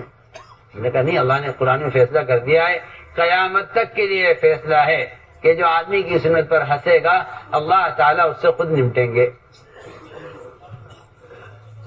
انا کفینا کل مستہزئین، یہ آپ کے زمانے کے لیے نہیں ہے، سمجھے میں کیا کہہ رہا ہوں؟ انا کفینا کل مستہزئین یہ آپ کے زمانے کے لیے قیامت تک کے لیے فیصلہ ہے۔ جس زمانے میں بھی جو شخص سنت پر ہنسے گا اللہ اس سے خود نمٹیں گے، اللہ اس سے خود نمٹیں گے۔ 7 آدمی تھے، 7 آدمی جو استہزاء کرتے تھے، آپ کا مذاق اڑاتے۔ جبرائیل یہ 7 آدمی ہیں جو میرے طریقے پر ہنستے ہیں۔ جبرائیل نے کہا دیکھیے کسی وقت اگر یہ 7 آپ کے آس پاس ہوں تو مجھ سے کہیے گا۔ وہ 7 کھڑے ہوئے تھے راستے میں، آپ نے کہا جبرائیل دیکھو یہ ایک یہ ہے، ایک یہ ہے، ایک یہ ہے، ایک یہ ہے۔ کہا جی مجھے تو اللہ نے حکم دیا ہے کہ میں ان سے نمٹ لوں۔ ایک کی طرف اشارہ کیا، جبرائیل آگے بڑھ گئے۔ اب میں جبرائیل تم نے کچھ کیا تو ہے نہیں؟ کہا نہیں میں نے کام کر دیا اس کا، آپ آگے چلیے اور بتائیے کون ہے؟ ایک یہ ہے۔ اس کے اشارہ کیا، آگے بڑھ گئے، وہ بھی کھڑا ہوا تھا۔ جبرائیل تم نے کچھ کیا تو ہے نہیں؟ کہا نہیں کام ہو گیا، آپ آگے بڑھ گئے اور بتائیے کون ہے؟ کہ ایک یہ ہے۔ اس کے اشارہ کر کے آگے بڑھ گئے۔ جبرائیل تم کہہ رہے تھے کہ میں اس کا کام کر دوں گا، وہ تو ٹھیک ٹھاک کھڑا ہوا ہے کہ نہیں میں نے کام کر دیا، آپ آگے بڑھ گئے۔ ایک کی طرف اشارہ کرتے رہے، آگے بڑھتے رہے۔ ایک کے پیر کے تلوے کی طرف اشارہ کیا تھا، اس کے پیر کے تلوے کے اندر ایک ایسا پھوڑا نکلا پیر کے تلوے میں کہ وہ اس سے مر گیا۔ ایک کی آنکھ کی طرف اشارہ کیا، وہ چیختا تھا کہ میری آنکھوں میں کانٹے ہیں۔ اس کی اولاد کہتی تھی میں آپ کی آنکھ بالکل صاف ہے کہ نہیں، بڑے بڑے کانٹے میری آنکھوں میں ہیں۔ وہ چیختا رہا کہ نکال دو یہ کانٹا، نکال دو یہ کانٹا۔ وہ اولاد کہتی تھی آنکھ بالکل آپ کی صاف ہے کہ نہیں، تمہیں نہیں معلوم وہ بڑا کانٹا میری آنکھ میں ہے۔ اس طرح چیختے چیختے مر گیا۔ تیسرے کے پیٹ کی طرف اشارہ کیا، اس کے پیٹ میں تیزابیت اتنی ہو گئی کہ اس کے منہ سے پاخانہ نکلتا تھا، وہ اسی میں مر گیا۔ تو بات یہ ہے، آپ سمجھتے ہیں آپ کی یہ حماقت ہے کہ کیونکہ مسلمان دنیاوی فنون میں آگے نہیں بڑھا اس لیے غیر مسلط ہے، مسلمان مغلوب ہے۔ یہ اس زمانے کے جاہلوں کا خیال ہے جو مسلمانوں کے لیڈر بن کر بیٹھے ہیں، اور وہ یہ سمجھاتے ہیں مسلمانوں کو کہ اگر تم تعلیم میں آگے ہوتے نا فنون میں تو تم ان پر مسلط ہوتے۔ کسی صحابی سے کسی نبی سے یہ بات ثابت نہیں ہے، کہیں قرآن حدیث میں یہ بات ثابت نہیں ہے جو آپ کہہ رہے ہیں کہ اگر مسلمان فنون میں آگے ہوتا تو مسلمان غالب ہوتا۔ صحابہ کہتے ہیں ہم کبھی تعداد سے استعداد سے غالب نہیں آئے، ہمیں اللہ نے جب غلبہ دیا ہے تو صرف اتباع سنت پر غلبہ دیا ہے۔ آپ اس روایت پر غور کر لیجئے جس میں اعلیٰ قسم کی عبادت، اعلیٰ قسم کا اخلاص، اعلیٰ قسم کی قربانیاں، لیکن صرف ایک مسواک کی سنت کے چھوٹنے نے فتح ہونے نہیں دی۔ آپ سوچیں دوسری، آپ یہودی بن کر غیروں پر مسلط ہونا چاہتے ہیں، وہاں ایک سنت کے چھوٹنے پر بھی صحابہ مغلوب رہے۔ آپ سنیے دوسری میں کیا کہہ رہے ہیں، آپ نے معاشرے میں یہودی بن کر غیروں پر غلبہ چاہتے ہیں، آپ معاشرے میں یہودی بن کر غیروں پر غلبہ چاہتے ہیں، وہاں صحابہ اعلیٰ قسم کا عمل، لیکن صرف ایک مسواک کی سنت کے چھوٹنے کی وجہ سے دشمن پر غلبہ حاصل نہیں ہوا۔ بیٹھ کے مشورہ کیا، آخر کیا بات ہے، نمازیں اعلیٰ درجے کی ہیں، سچائی اخلاص اعلیٰ درجے کا ہے، اللہ کے لڑ رہے ہیں، آخر کیوں کہ ہاں مسواک چھوٹ گئی، اب یاد آیا، کیونکہ مسواک کی تو دشمن میدان چھوڑ کر بھاگا۔ آپ سوچیں اگر محمد صلی اللہ علیہ وسلم کی مسواک میں اتنا رعب ہے جس پر وضو موقوف نہیں ہے، اگر آپ بغیر مسواک کے وضو کریں تو نماز ہو جائے گی، نماز ہو جائے گی۔ لیکن آپ جو کہتے ہیں نا کہ اس کے بغیر بھی اسلام ہو جائے گا، اس کے بغیر بھی اسلام ہو جائے گا، اس کے بغیر بھی اسلام ہو جائے گا، کہ نہیں، بغیر کا مطلب یہ نہیں کہ آپ کی نماز نہیں ہوگی، نماز آپ کی ہو جائے گی، لیکن مسواک کی ایک سنت کا رعب اتنا ہے، مسواک کے رعب کا، مسواک کی سنت کا رعب اتنا ہے کہ جو دشمن تلوار سے پیچھے نہیں ہٹ رہے تھے وہ مسواک سے ڈر کے بھاگے۔ جس رعب سے اللہ نے محمد صلی اللہ علیہ وسلم کی مدد کی ہے، اللہ نے قیامت تک کے لیے وہ رعب آپ کی سنت میں رکھ دیا ہے۔ تو لوگ یہ دیکھتے ہیں بھائی موقع دیکھو، موقع ہے یا نہیں، موقع ہے یا نہیں۔ عداس غلام مشترک غلام عتبہ شیبہ کا، عداس مشترک غلام عتبہ شیبہ کا، اس کے اسلام لانے کا جو اصل سبب بنا ہے وہ آپ صلی اللہ علیہ وسلم کے انگور کا دانہ لے کر بسم اللہ پڑھنے پر۔ عداس نے پوچھا آپ نے کیا پڑھا ہے؟ آپ نے، آج کل کے لوگ تو بیچارے بے عقل ہیں، کہیں سے نماز کے فوٹو دکھا دیے، کہیں سے جلسے کے فوٹو دکھا دیے، کہیں سے حج کو نشر کر دیا کہ لو جی ماشاءاللہ دیکھو اسلام، کوئی بات ہے جی اسلام دکھا رہے، کہیں جلسہ دکھلا دیا، کہیں کا مدرسہ دکھلا دیا، کہیں حج دکھلا دیا۔ حالانکہ اللہ کے مدد کے آنے کے لیے سب سے بنیادی چیز یہ تھی کہ اگر آپ اتباع سنت پر ہیں تو اللہ تعالی مسلمان کے اتباع سنت کے بقدر باطل کے دل میں رعب پیدا کریں گے۔ ورنہ بات آپ یاد رکھیے گا، مسلمان کے صرف فرائض کے ادا کرنے سے باطل میں کوئی رعب پیدا نہیں ہوتا، بلکہ روایتوں میں ملتا ہے کہ کفار انتظار میں رہتے تھے کہ نماز پڑھیں گے تو ان پہ حملہ کریں گے، یہ نماز پڑھیں گے۔ اللہ نے نماز کو پھر سادہ خوف کیا، دو حصوں میں تقسیم کیا کہ بھائی اگر دشمن کا خطرہ ہے تو تمہیں نماز کی دو جماعتیں کر دو۔ صلاۃ خوف دی گئی ہے، کیا دی گئی؟ صلاۃ خوف دی۔ تو میں نے عرض کیا کہ ماحول سے صاحب متاثر نہیں ہوتے۔ حج مقداد کے کان میں جب کہا ان صاحب نے کہ یہاں اس سنت کا موقع نہیں ہے تو چیخ پڑے زور سے اور فرمایا یہ جتنے احمق بیٹھے ہوئے ہیں یہاں، کیا ان کی وجہ سے اپنے نبی کی سنت کو چھوڑ دوں گا ان احمقوں کی وجہ سے؟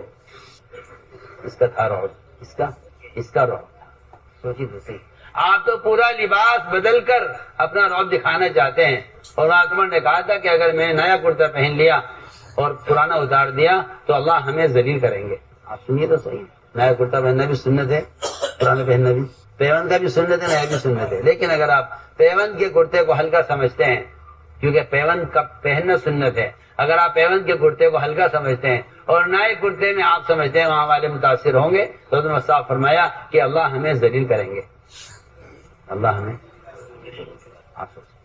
آپ تو پورا لباس بدل کر بھی عزت چاہتے ہیں اور وہاں صرف کرتا نیا اور پرانا۔ اس میں حکمت صاحب کہا ہے کہ اگر ہم نے اس وقت ان لوگوں کو متاثر کرنے کے لیے پیمنٹ کا کرتا اتار کے نیا کرتا پہنا تو اللہ ہمیں ذلیل کریں گے۔ حضرت عمر کا قول کا میں ترجمہ کر رہا ہوں۔ اگر ہم نے عزت تلاش کی ان چیزوں میں جس سے غیر متاثر ہوتے ہیں، آپ دیکھ لیجیے مسلمان کہ اگر میں فنون میں کمال حاصل کر لوں، اور اگر ہم ایٹمیات میں کمال حاصل کر لیں، اور اگر ہم ٹیکنالوجی میں آگے بڑھ جائیں، یہ مسلمان کے یہ سارے ذلت کے اور مغلوب ہونے کے راستے ہیں جن کو آپ عزت کا اور غالب آنے کا ذریعہ سمجھ رہے ہیں۔ کیا کریں؟ ایسے آپ کو رہبری کرنے والے ملے ہیں جو آپ کو جگہ جگہ یہ سمجھائیں گے کہ صرف علم الہی سے نہیں کامیابی ہوگی، آپ کو دنیا کے فنون میں کمال حاصل کرنا پڑے گا تب آپ غالب آ سکتے ہیں۔ یہ آج کل کے لوگ پڑھاتے ہیں پٹی، ورنہ اصل بات یہ کہ جس رعب سے اللہ نے محمد صلی اللہ علیہ وسلم کے صحابہ کی مدد کی ہے وہ رعب قیامت تک کے لیے سنت کے احیاء میں رکھ دیا گیا ہے، سنت کے اتباع میں رکھ دیا گیا۔ ورنہ صحابہ کیا واقعات پڑھیے نا، ایسے باتیں کرتے تھے بادشاہوں سے جن کے نام سے لوگ کانپتے تھے، آپ ان سے ایسے بات کرتے تھے، صاحب ان سے ایسے بات کرتے، کسی غلام سے بات کی جاتی اور تعجب ہوتا تھا کہ یہ کے پاس کھانے کو نہیں، پہننے کو نہیں، اس طرح بات کر رہے ہیں ہم سے۔ اتنا رعب اللہ نے ان کی بات میں رکھا تھا۔ اگر کوئی مشرک صحابی کی بات کو صرف نقل کر رہا ہے جا کے دوسروں میں، اس نقل کرنے والے مشرک میں بھی اتنا اثر تھا بات کا کہ دشمن میدان چھوڑ کر بھاگا ہے۔ میں آپ کو واقعات کرتا ہوں، جن دشمنوں نے صحابہ کی زمین پر قبضہ کیا، صحابہ کی زمین پر قبضہ کیا، بھائی دیکھو یہاں سے یا تو یہاں رہو، یہاں سے نکل جاؤ، کیا نہیں، ہم یہاں سے نکلیں گے نہیں بلکہ تمہیں نکالیں گے۔ کیا اچھا تو ایسا کرو، صلح کر لو، آدھی زمین تمہاری آدھی زمین ہماری، اور آدھا دجلے کا، دجلہ دریا دجلہ آدھا آپ کا آدھا ہمارا، تقسیم کر لو۔ نہیں، یہ بھی نہیں ہوگا، بلکہ ایک کمزور سے کمزور صحابی، بہت ہی کمزور تھے، جی ہاں، ہماری حیثیت ان کی ایسی کہ جس سے غیر متاثر ہوتے، نہ ان کی قوت جسمانی ایسی کہ ان کی طاقت سے لوگ متاثر ہوتے. بہت کمزور ایک صحابی نے یہ کہہ دیا اپنی زبان سے کہ آپ تو کہہ رہے ہیں کہ جگہ آزادی کر لو، ہم آپ سے کہتے ہیں کہ ادھر کی زمین کا جو آخری کنارہ ہے، اس آخری کنارے پر جو پھل ہے، ہم اس پھل کو اپنے یہاں کی آخری زمین کے آخری درخت پر جو شہد کا چھتا لگا ہوا ہے اس کے ساتھ ملا کر کھائیں گے. کس نے کہا یہ؟ صحابی نے کہا. میں نے کہا جی زمین آزادی کر لو، آدھی زمین آپ کی، ادھر کی زمین آپ کی، ادھر کی زمین ہماری، اور دریائے دجلہ آدھا دریا آپ کا آدھا دریا ہمارا، کھاؤ پیو موج سے رہو. آپ سن لیجئے، ہم تو یہ کہتے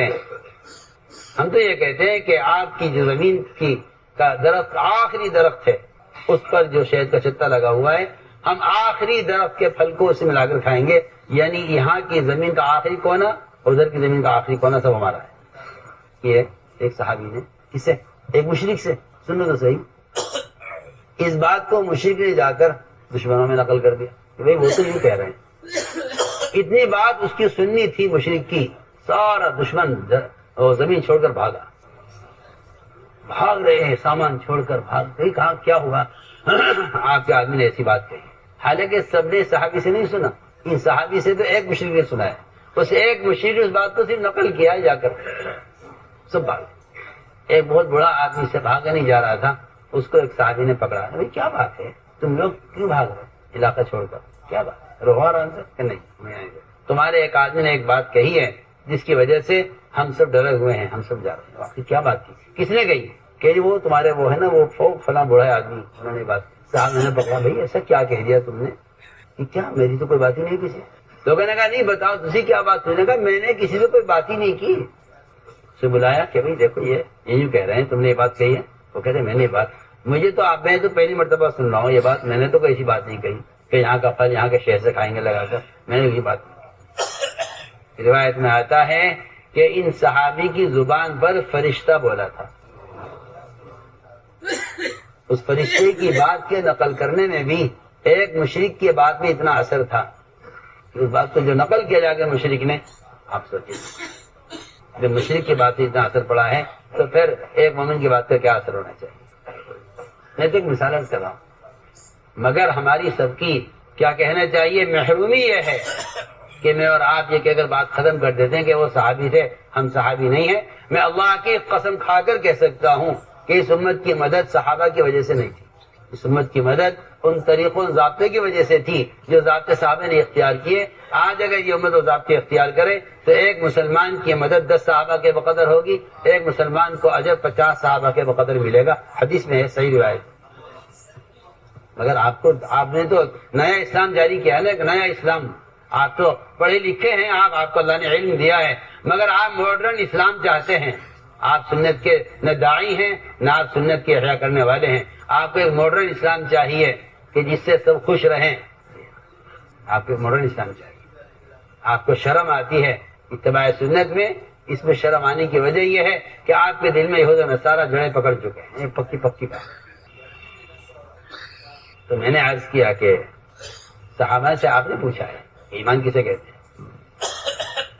اس لیے آپ اگر غور کریں اس روایت پہ، جس میں ایک جماعت تشکیل کر کے لائی گئی آپ کے پاس، اور آپ صلی اللہ علیہ وسلم نے دور سے ان کو دیکھا، دور سے دیکھ کر آپ پہچان گئے کہ ایمان والے ہیں. دور سے دیکھ کر آپ پہچان گئے ایمان والے ہیں. نہ نام پوچھنے کی ضرورت ہے نہ مذہب پوچھنے کی ضرورت ہے، دور سے دیکھ کر پہچان لیا. اس لیے کہ مسلمان کو اپنا تعارف کرانے کی ضرورت نہیں ہے. مسلمان کو اپنا تعارف کرانے کی ضرورت نہیں ہے. مسلمان کو اپنا تعارف کرانے کی ضرورت نہیں ہے. جس طرح پولیس والا اپنے لباس سے تعارف کا محتاج نہیں، اس طرح مسلمان اپنے حلیے سے تعارف کا محتاج ہے. آپ دوسرے دیکھ کر سمجھ گئے کہ ایمان والے ہیں. آپ نے سوال کیا ما انتم، یہ سوال اس کا نہیں تھا کہ آپ کون لوگ ہیں. صاف ہے روایت کے اندر یہ سوال اس کا تھا کہ اگر آپ ایمان والے ہیں تو پھر آپ کے ایمان کی دلیل کیا ہے. یہ سوال اس کا تھا. وہ تو نظر آ رہا کہ ایمان والے ہیں. فرمایا ایمان والے تم ہو، نظر آ رہا ہے صاف، لیکن تمہارے ایمان کی حقیقت کیا ہے. انہوں نے ایمان کے سوال میں ایمان کو بیان نہیں کیا بلکہ ایمان کی علامتیں بیان کی. ایمان کی علامتیں بیان کی، ایمان نہیں بیان کیا، ایمان کی علامتیں بیان کی. سب نے ایک زبان اور 7 آدمی کی جماعت تھی، سب نے کہا جی ہم سب ایمان والے ہیں۔ فرمایا کیا دلیل ہے؟ کہ جی دلیل یہ ہے کہ ہمارے اندر 15 خصلتیں ہیں، ہمارے اندر 15 خصلتیں ہیں۔ سب سے پہلی بات تو یہ ہے کہ 5 باتوں پر ہمارا ایمان ہے، 5 باتوں پر ہمارا ایمان ہے۔ ہم ایمان لائے ہیں اللہ پر، کہ اللہ پر ایمان لانے کا مطلب یہ ہے کہ ہم نے کبھی اس کے غیر کو وہ درجہ نہیں دیا، ہم اللہ پر ایمان لائے ہیں، اس لیے ہم کسی بھی معاملے میں اس کے غیر کی اطاعت اور اس کے غیر کو ہم رب نہیں مان سکتے۔ میں شروع میں کہہ چکا ہوں کہ اللہ کے غیر کی اطاعت، اللہ کے غیر کو رب ماننا ہے، پہلے شروع میں کر چکا ہوں۔ جی پہلی بات تو یہ ہے کہ ایمان لائے اللہ، اور ایمان لائے اس کے فرشتوں پر، اور ایمان لائے اس کی کتابوں پر۔ اس زمانے میں مسلمان کا خیال یہ ہے کہ قرآن کو وحی ماننا، یہ قرآن پر ایمان لانا ہے۔ سنا جی آپ سے کچھ کہہ رہا تو جو میں آپ سے کہہ رہا ہوں نا بار بار کہ ایمان ایمان، میرے اور آپ کے اس زمانے میں مسلمانوں کا خیال یہ ہے کہ قرآن کو آخری کتاب سمجھنا، اور قرآن کو آسمانی کتاب سمجھنا، اور قرآن کو محمد صلی اللہ علیہ وسلم پر نازل ہونے والا، قرآن کو نبی پر نازل ہونے کا اقرار کرنا، اس کو قرآن پر ایمان لانا کہتے ہیں، حالانکہ اس سے قرآن پر ایمان لانا نہیں کہتے۔ میں کچھ کہنا چاہتا ہوں، میں شروع سے ایک بات عرض کر رہا آپ سے کہ میں اور آپ سب ایمان کے بارے میں بالکل غلط فہمی کرنا مبتلا ہے۔ ہم سمجھتے ہیں قرآن کو قرآن ماننا اور قرآن پر ایمان لانا ہے۔ میں کہتا ہوں یہ کافر کے لیے تھا کہ وہ قرآن کو قرآن مان لے، مومن کے لیے بات نہیں، مومن کے لیے یہ بات آپ کا خیال غلط ہے۔ مومن کے لیے یہ بات نہیں ہے کہ وہ قرآن کو قرآن ماننے کو ایمان سمجھے، نہیں، بالکل نہیں۔ آپ اس دھوکے میں ہیں کہ میں اسے اللہ کی کتاب تسلیم کرتا ہوں، یہ میرا ایمان ہے، اس پر نہیں۔ میرے دوستو عزیزو، قرآن کو اللہ کی کتاب تسلیم کر لینا، اس پر تو کفار مکہ بھی پہنچے ہوئے تھے۔ اس میں دوسرے کون؟ کفار مکہ، جس ایمان سے میں اور آپ مطمئن ہے نا کہ ہاں بھائی قرآن اللہ کی کتاب ہے، ہم مانتے ہیں اس کو۔ قرآن کو اللہ کی کتاب تسلیم کرنے پر تو کفار بھی آئے ہوئے تھے۔ آپ کہاں سو رہے؟ آپ قرآن کو قرآن ماننے کو قرآن پر ایمان سمجھتے ہیں؟ قرآن کو آخری کتاب آسمانی ماننے کا آپ اس پر ایمان لانا سمجھتے ہیں؟ حالانکہ اس بات پر مشرکین مکہ پورے آئے ہوئے تھے، اور آپ کا خیال یہ ہے بھائی ہم قرآن کو اللہ کی کتاب مانتے ہیں، دیکھیے ہمارا قرآن پر ایمان ہے۔ نہیں، یہ آپ کا ایمان یہ ہے ہی نہیں، آپ سے اس کا مطالبہ ہی نہیں ہے، آپ سے اس کا مطالبہ ہی نہیں ہے۔ اس کا مطالبہ تو کافر سے تھا کہ آپ اسے اللہ کی کتاب تسلیم کریں، اور کافر اس پر پہنچے ہوئے تھے۔ مشرکین مکہ خوب جانتے تھے کہ یہ آسمانی کتاب ہے۔ سنیے آپ، ایک نہیں سینکڑوں قصے سنیے آپ۔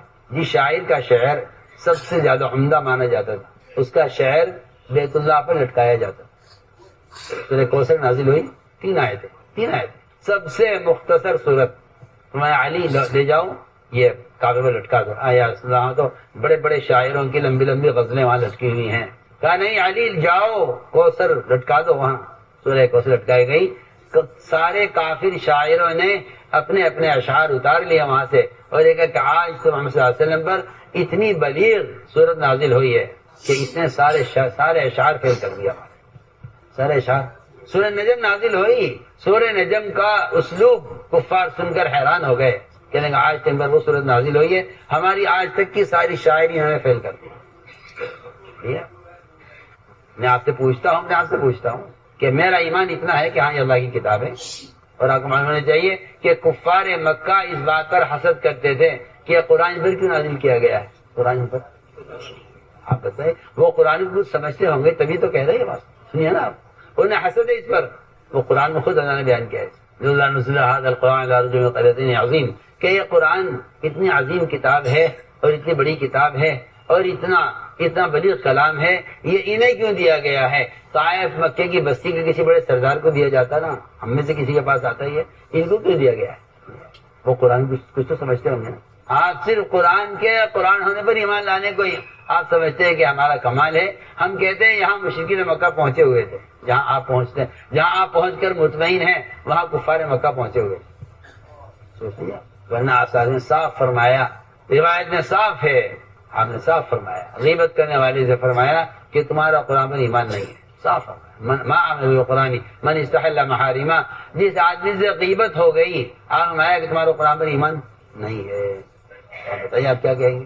آپ کہتے ہیں اس سے تو کمال ایمان مراد ہے، چھوڑی کوئی بات نہیں، غیبت کر لیجئے کیونکہ اس سے تو کمال ایمان مراد ہے۔ ارے وہ کمال ایمان کا آپ کو مکلف کیا گیا ہے نا، اگر آپ غیبت سے بچتے ہیں تو آپ کو قرآن پر ایمان ہے، اور آپ کہتے ہیں نہیں قرآن کا قرآن ہونا ایمان ہے، ہم کہتے ہیں نہیں حرام سے بچنا ایمان ہے۔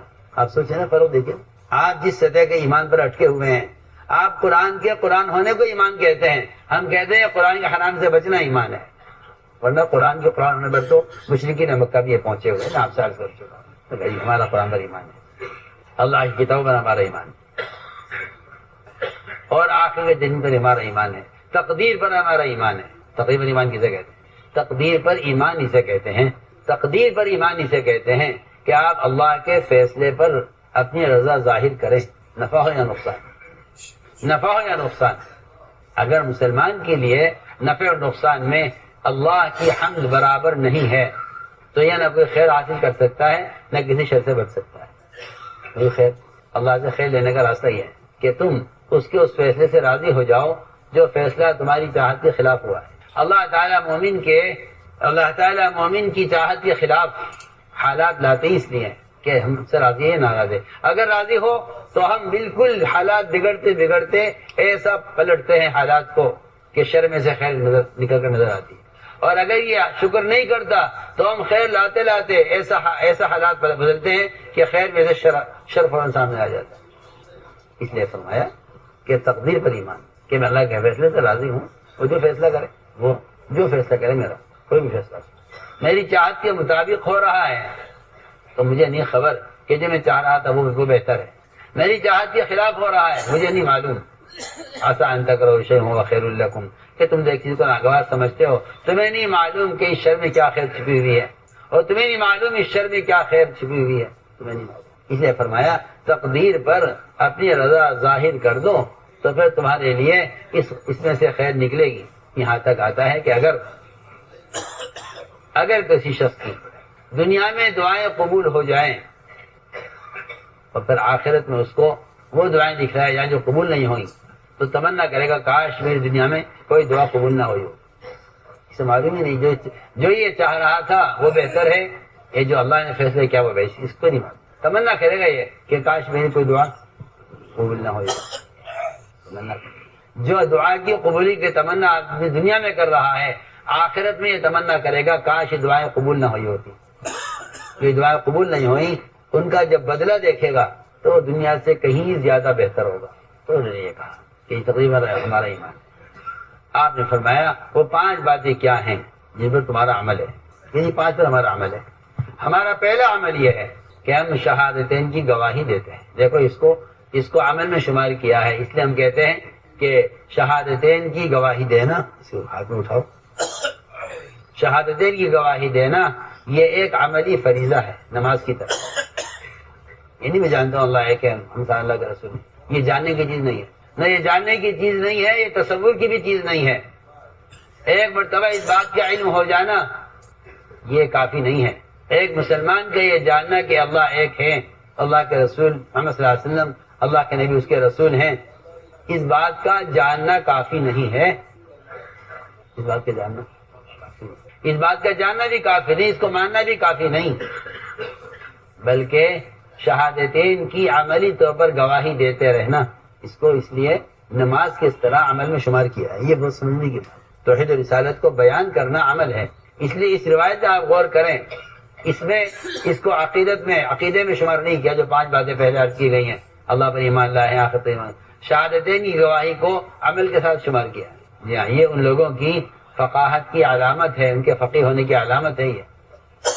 حالانکہ پہلی ملاقات ہو رہی ہے آپ سے، لیکن جماعت اتنا سکھلا کر لائی، جماعت آپ کی اتنا سکھلا کر لائی ہے ان کو کہ پہلے امتحان میں پہلی ملاقات میں آپ صلی اللہ علیہ وسلم نے ان کے فقیہ ہونے کی سند ان کو دے دی کہ یہ فقہا ہے۔ تو انہوں نے کہا جی ہم شہادتین کی گواہی دیتے، یہ ہمارا عمل ہے، یہ ہمارا عمل ہے کہ ہم شہادتین کی گواہی دیتے۔ دوسرا عمل یہ ہے ہمارا کہ ہم نماز قائم کرتے ہیں۔ ہم نماز، بھائی ہاتھ رکھو منہ پہ، یہ کیا طریقہ ہے؟ ہاتھ رکھا کرو منہ پر، یہ جانور کا طریقہ ہے کہ منہ کھول دیتا نہیں، ہاتھ رکھو منہ پر ورنہ شیطان داخل ہو جائے گا، کوئی بات دل میں اترے گی نہیں، اس کو کوشش کیا کرو پوری۔ کہ نماز قائم کرتے ہیں، اور واقعی میں عرض کرتا ہوں کہ میں اور آپ اپنی خلوتوں کو دیکھ لیں، اگر خلوت کے گناہوں میں ہمیں اللہ یاد آتے ہیں اور اللہ کا دھیان ہمیں اس گناہ سے روک دیتا ہے، پھر تو میری نماز اللہ کے قابل و قبول ہے، اور اگر میری نماز مجھے گناہ سے نہیں روک رہی ہے تو پھر میری نماز میں کوئی کمی ہے جس کی وجہ سے نماز قبول نہیں ہوئی. یہ پکی پکی بات ہے. نماز کا کمال نماز میں نہیں دکھائی دے گا، نماز کا کمال نماز سے بعد دکھائی دے گا. آپ غور کر لیجئے آپ کے معاشرے میں سنتوں پر کیا عمل ہو رہا ہے. آپ کو معاشرے میں خلاف سنت عمل سے نفرت ہے یا نہیں؟ اگر آپ کو معاشرے میں خلاف سنت عمل سے نفرت ہے آپ کے دل میں، تب تو آپ کی نماز کامل ہے. اور اگر آپ کو معاشرے میں خلاف سنت عمل سے نفرت نہیں ہے اور سنت کے چھوٹنے کا غم نہیں ہے تو آپ کی نماز میں کمی ہے. تو پکی پکی بات کہتا ہوں. آپ نے صرف رکوع سجدے کرنے، قوم قاعدے کرنے کو آپ نے نماز سمجھا ہے، ایسا نہیں ہے. بلکہ سارے صغیرہ کبیرہ گناہوں کا جو سبب ہے اصل، وہ نماز کا بگڑنا ہے. من اقام فقد اقام الدین. اقام الدین کا کیا مطلب ہے؟ اقام الدین کا مطلب یہ نہیں ہے کہ آپ فرائض پر عمل کر رہے ہیں. اقام الدین کا مطلب یہ ہے کہ دین کے تمام شعبے قائم ہوں، معاملات میں، معاشرے میں، اخلاق میں، عبادات میں. اگر دین کے سارے شعبے قائم ہیں تو آپ کی نماز درست ہے اور کامل ہے. اور اگر دین کا کوئی شعبہ چھوٹ رہا ہے اور اس کا حکم ٹوٹ رہا ہے تو یہ نماز کی خرابی کا اس پر اثر پڑا ہے. پڑھیے حدیث پڑھیے. آپ نے حدیث میں سنا ہوگا، پڑھا ہوگا کہ نماز مومن کے لیے اسلام میں ایسا ہے جیسے انسان کے جسم میں اس کا سر. اور آپ نے اس روایت کو صرف یہ کہہ کر نمٹا دیا. مجھے حیرت ہے فرا پر بھی جنہوں نے تشریح کی ان روایتوں کی، اور اس طرح کہہ کے نمٹا دیا کہ اگر نماز نہیں ہے تو پھر اسلام میں اس کا کوئی حصہ نہیں ہے. ایسی اتنی بات نہیں. اگر نماز نہیں کا مطلب یہ ہے کہ اس کا سر اگر کاٹ دیا جائے تو انسان زندہ نہیں رہ سکتا. اس لیے اگر نماز نہیں ہے تو اسلام نہیں ہے. ہم عرض کرتے ہیں کہ بات اتنی نہیں ہے، بات اتنی سی نہیں ہے. ایسے ہی توجہ کرو، بات اتنی سی نہیں ہے. میں ایک بات آپ سے کہتا ہوں، سب سے نماز کا درجہ اسلام میں انسان کے سر کی طرح ہے. اس کا کیا مطلب ہے؟ اس کا مطلب یہ ہے کہ انسان کے سر میں باریک باریک رگیں ہوتی ہیں. ان ساری رگوں سے پورے جسم کے روئے روئے کا نظام چل رہا ہے. انگلی ہلانی ہے تو کون سی رگ ہے، انگوٹھا ہلانا ہے تو کون سی رگ ہے، پیر اٹھانا ہے تو کون سی رگ ہے، ہاتھ اٹھانا ہے تو کون سی رگ ہے. ان سارے رگوں کے جال کے اندر اگر کہیں ذرا سا بلوکج ہو جائے، کہیں ذرا سا رگ پھٹ جائے، کہیں خون جم جائے، آپ جانتے ہیں کہ اچھا خاصا ایک پہلوان آدمی ڈھیر ہو جاتا ہے کہ جی کیا ہوا جی، وہ چھوٹا سا ایک ٹکڑا اٹک گیا ہے کسی رگ میں اور اس سے کیا کہتے ہیں برین ہیمریج ہو گیا ہے.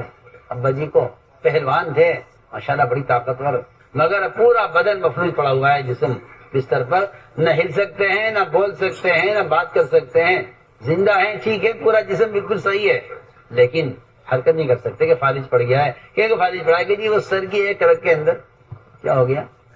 ہم آپ سے کہنے چاہتے آپ معمولی مت سمجھیے اس کو.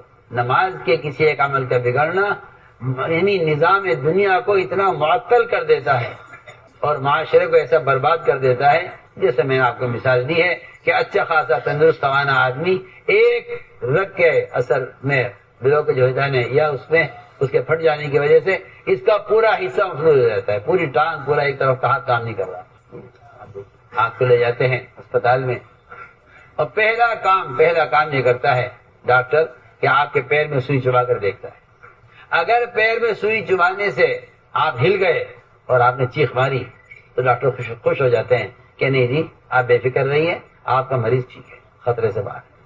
اور اگر پیر میں سوئی چبانے یا فوراً چابی نکالتا ہے جیب میں سے اور آپ کے تلوے میں چباتا ہے زور سے، اگر آپ کو احساس نہیں ہوا تو جی بس آپ کا مریض کوئی گارنٹی نہیں ہے، اس کا ٹھیک ہونا ممکن نہیں ہے، یہ اپنی مدت پوری کرے گا بستر پر پڑ کے. آپ جانتے ہیں آپ کے نزدیک نماز جیسی کیسی ہو رہی ہے ٹھیک ہے، بس نہیں. آپ یہ دیکھیے کہ ایک ذرا سا فرق آ جائے رگ میں تو یہ پورا بدن مفلوج ہو جاتا ہے. میں مثال دیا کرتا ہوں لوگوں کو کہ اگر آپ حدیث پر غور کریں کہ سارے کے سارے مسلمان ایک جسم کے اعضاء کی طرح ہیں اور آپ نے اس روایت کو اس پر محمول کر کے چھوڑ دیا ہے کہ بھائی کوئی بیمار ہے تو اس کا علاج کرا دو، کوئی بھوکا ہے تو اسے کھانا کھلا دو، کوئی ننگا ہے تو اسے کپڑے پہنا دو. میں کہتا ہوں کہ پورا بدن مسلمان ایک اعضاء کی طرح ہیں اور اس کا یہ مطلب سمجھ لینا صرف کہ ننگوں کو کپڑے پہنا دو، بھوکو کھانا کھلا دو، اپنے مسلمان بھائی کی ضرورت سے متاثر ہوں. میں کہتا ہوں کہ یہ کام ایک کافر ایک مشرک بھی کرتا ہے، کر رہا ہے، کرتے چلائے ہیں ہمیشہ. یہ کوئی کمال کی بات نہیں. سوال اس بات کا ہے کہ اگر آپ کو کہ پیر میں سوئی چبھائی جائے اور آپ کو اس کا احساس ہو تو کہا جائے گا کہ ہاں مسلمان زندہ ہے، کہ مسلمان کو مسلمان کی بے دینی کا احساس ہے، مسلمان کی بے دینی کا احساس ہے۔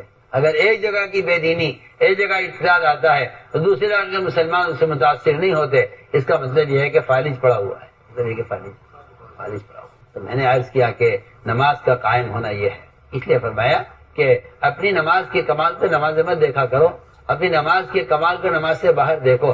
اگر ظہر اثر کے درمیان کوئی گناہ ہوا ہے تو یقیناً آپ کی ظہر کی نماز میں کمی ہے، ظہر کی نماز بگڑی ہے، اس لیے گناہ ہوا ہے۔ یہ قرآن کا صاف فیصلہ ہے، اقیم الصلاۃ ان الصلاۃ تنہی عن الفحشاء والمنکر، نماز قائم کرو کہ نماز منکر سے یقین روک دیتی ہے۔ ابن عباس عبداللہ بن مسعود دونوں فرماتے ہیں کہ جس کی نماز اس کو منکر سے نہیں روکتی اس کی نماز اس کو اللہ سے دور کرتی رہتی ہے۔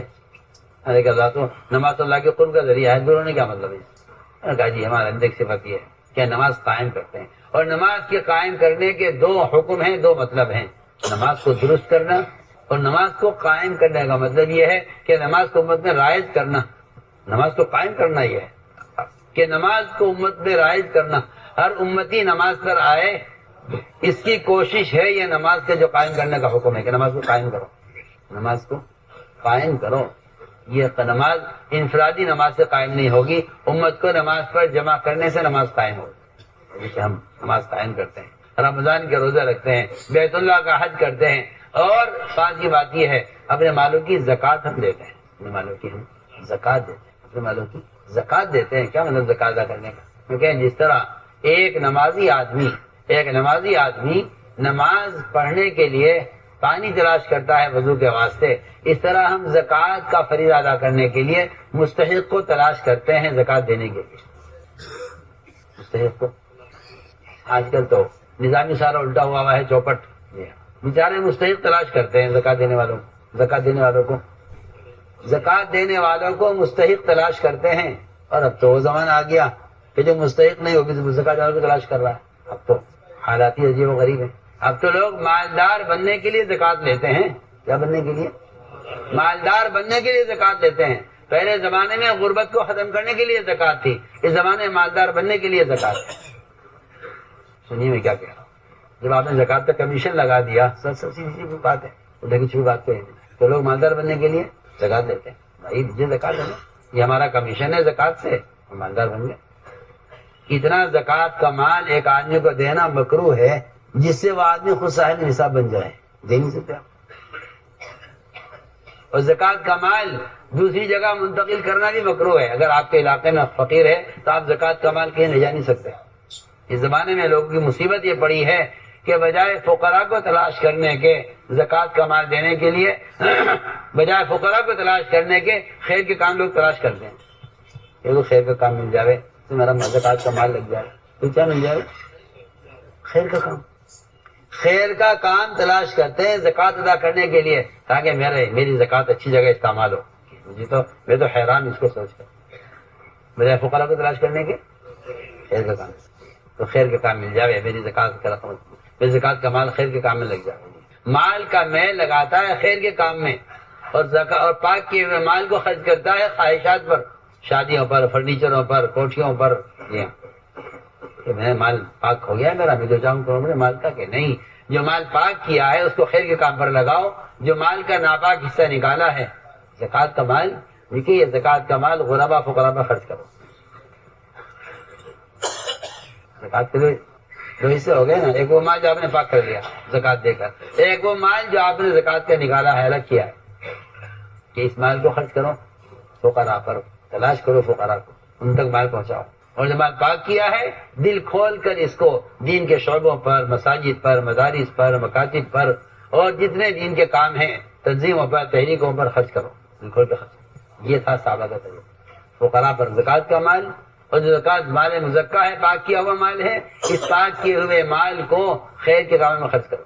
یہ تھا طریقہ۔ فرماتے تھے صحابہ کے زمانے میں زکوٰۃ دینے والے، صحابہ کے زمانے میں زکوٰۃ دینے والے ان کا معاملہ ایسا تھا جیسے بچے آنکھ مچوڑی کھیلتے ہیں نا رات کو، کیوں تمہارا ہوتا ہے کھیل، شہروں میں تو ختم ہو گئے، شہروں میں تو گناہوں کے کھیل شروع ہو گئے، دیہاتوں میں ہے ابھی تک اس کا رسول 50 بچے چھپ جاتے ہیں، ایک بچہ تلاش کرتا ہے، سب بڑا مشکل کام ہے، بڑا مشکل کھیل ہوتا ہے، ہم تھک جاتے ہیں کھیل تلاش کرتے کرتے، جتنا یہ تلاش کرتا ہے اتنا وہ چھپتے ہیں، وہ ادھر سے آ رہا ہے ادھر چھپ جاؤ، ادھر سے آ رہا ہے ادھر چھپ جاؤ، ٹھیک ہے نا کھیل، کیا کہتے ہیں آپ کیا آنکھ بچولی آئس پائس کھیلتے کھیل بچوں تلاش کرتے، جدھر کو وہ آتا ہے ان کی چھپنے کی کوشش اور بڑھ جاتی ہے۔ مولانا افساق اس کو بیان کر رہے تھے، اور مولانا علی میاں ابوالحسن ندوی اور مولانا نعمانی ادوار زکریا صاحب، یہ تینوں یہ باہر والے ستون کے پاس بیٹھے ہوئے تھے۔ مولانا افساق یہاں بیان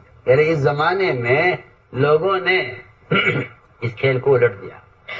صحابہ کے زمانے میں اس طرح تھا کہ فقراء چھپتے تھے، مالدار ان کو تلاش کرتے تھے۔ اس زمانے میں فقراء تلاش کر رہے، مالدار چھپ رہے ہیں، فقراء تلاش کر رہے، مالدار چھپ رہے، فقراء ان کو تلاش کر، جتنا فقراء ان کو تلاش کرتے ہیں، ان فقیروں پر تو اللہ تعالیٰ نے فقر کا دروازہ کھول دیا، اور ان مالداروں کے چھپنے کی وجہ سے ان پر سے برکتوں کا دروازہ بند کر دیا۔ لیکن جو سوال کرے گا فقر کا دروازہ کھولے گا، اور جو مال چھپائے گا وہ اپنے اوپر برکت کا دروازہ بند کر دے گا۔ سیدھی سیدھی بات۔ پہلے زمانے میں یوں تھا کہ مالدار تلاش کرتے تھے فقراء کو، فقراء چھپتے تھے تو اللہ تعالیٰ ان کے فقر کا انتظام کرتے تھے، اور مالدار فقیروں کو تلاش کرتے تھے تو اللہ ان کی زکات کی وجہ سے ان کے مال میں برکت ڈال رہے تھے۔ اس نے زکات کو چھپایا فقراء سے، اللہ نے ان پر کفار کی طرف سے ایسے ایسے ٹیکس مسلط کر دیے کہ آپ اگر غور کریں تو زکات کی مقدار کچھ بھی نہیں ہے ٹیکس کے مقابلے میں۔ آپ دیکھیے کچھ بھی نہیں ہے، اگر آپ ٹیکس کی مقدار نکالیں جتنے حکم آپ ٹیکس لگاتی ہیں۔ جب مسلمان زکات دیتا تھا غیروں سے ٹیکس لیتا تھا، جب مسلمان نے زکات کو بچایا اور چھپایا تو غیر ان سے ٹیکس لیتے ہیں۔ آپ دیکھیں پریشان ہے مسلمان کے لیے کیا کریں۔ آپ دیکھیں قرآن زمانے جائیے آپ، جب مسلمان زکات دیتا تھا تو غیروں سے سارے اغیار ٹیکس کے بغیر رہ نہیں سکتے تھے، آپ کو ٹیکس لگائیں گے۔ جزیہ، جب مسلمان زکات دیتا تھا جزیہ لیتا تھا، جب مسلمان زکات دیتا تھا جزیہ لیتا تھا۔ آج مسلمان نے زکات روکی ہے تو غیر مسلمان سے جزیہ لے رہے ہیں۔ میں تو صاف سے بحث سارا انجام پر دیکھ لیں، آپ کو بھی آمدنی چھپانی پڑتی ہے ٹیکس سے بچنے کے لیے۔ تو میرے دوستو عزیزو یہ سی بات، انہوں نے کہا جی ہمارے اندر 5 باتیں اس پر ہمارا عمل ہے، اور 5 ہمارے اندر زمانے جاہلیت سے ہیں، آپ چاہیں تو انہیں باقی رکھیں، چاہیں چھوڑ دیں۔ 5 کیا ہے زمانے جاہلیت سے؟ کہ جی ہمارے اندر زمانے جاہلیت سے ہمارے اندر صبر ہے، ہمارے اندر صبر ہے، ہمارے اندر شکر ہے۔ حدیث میں آتا ہے آدھا ایمان صبر ہے، آدھا ایمان شکر ہے۔ اگر یہ 2 صفتیں پیدا ہو جائیں نا تو آدمی کامل مومن ہے۔ صبر کہتے ہیں حکم پر جمنے کو، صبر کہتے ہیں حکم پر جمنے کو، اور شکر کہتے ہیں حالات میں اللہ تعالیٰ کی عبادت میں اور آگے بڑھنے کو۔ یہ نہیں حالات آنے پر عمل چھوڑ دے کہ نہیں، شکر کا مطلب ہے عبادت کی زیادتی، اور صبر کہتے ہیں حالات میں حکم پر جمنا، حالات میں حکم پر جمنا، جی ہاں، تنگی میں حکم پر جمنا اور فراخی میں عبادت کو بڑھانا۔ لوگ حالات میں حکم چھوڑ دیتے ہیں اور فراخی میں حکم کو بھول جاتے ہیں۔ یہ بھائی ہمارے اندر صبر ہے، ہمارے اندر شکر ہے، اور ہمارے اندر ایک صفت یہ ہے کہ ہم جس بات کو طے کر لیتے ہیں اس پر جم جاتے ہیں، ہم میدان چھوڑ کے بھاگنے والے نہیں ہیں، جس بات کو طے کر لیتے ہیں اس پر جم جاتے ہیں۔ اور ایک صفت ہمارے اندر یہ بھی ہے کہ اگر ہمارے دشمنوں کی مصیبت آتی ہے ہم اس سے خوش نہیں ہوتے، یہ ان کے اعلیٰ اخلاق ہیں۔ ان کے آج زمانے کا مسلمان تو مسلمان پر آنے کے حالات سے خوش ہوتا ہے، اس زمانے میں حال یہ تھا کہ کفار پر آنے والے حالات سے صحابہ خوش نہیں ہوتے۔ وہی انسان ہے بیچارے، انسان ہے، انسان پر رحم کھا کر وہ میدان قتال میں دشمن کو بھی جہنم سے بچانا چاہتے تھے۔ اس زمانے میں مسلمان وہ کوشش مسلمان پر نہیں کر رہا جہنم سے بچانے کی، جو کوئی زمانے کے صحابہ اس زمانے کے دشمنوں پر ان کو جہنم سے بچانے کی کوشش کیا کرتے۔ کہ یہ ہماری صفت یہ ہے، ہمارے دشمنوں کی مصیبت آتی ہے ہم اس سے خوش نہیں ہوتے۔ اور ایک بات یہ ہے کہ ہم اللہ کے ہر فیصلے سے راضی رہتے ہیں، جو بھی اللہ کا فیصلہ ہو۔ آپ نے فرمایا یہ تو صفات بڑی اعلیٰ صفات تمہارے، آپ نے فرمایا کہ وہ صفات تمہارے اندر ہیں کہ قریب تھے کہ سب کے سب نبی ہو جاتے، قریب تھے، نہ صحابی کہا نہ ولی کہا، میں سب کے قریب تھے کہ سب کے سب نبی ہو جاتے، وہ صفات تمہارے اندر۔ میرے دوستو عزیزو، اس ساری محنت سے اپنے اندر یہ صفات پیدا کرنا مطلوب ہے کہ اللہ تعالیٰ کا انتخاب جو ہوگا وہ صفات پر ہوگا، انتخاب صفات پر ہوگا۔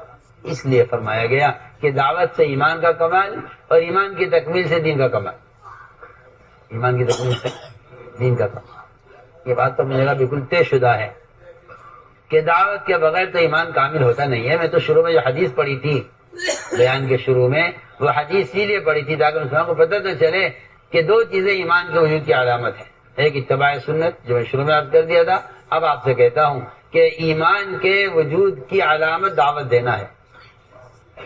ایمان کے اگر آدمی زبان سے دعوت نہیں دے رہا، اگر مسلمان دوسروں کو زبان سے دعوت نہیں دے رہا ہے تو اس کے پاس درمیان درجے کا ایمان بھی نہیں ہے۔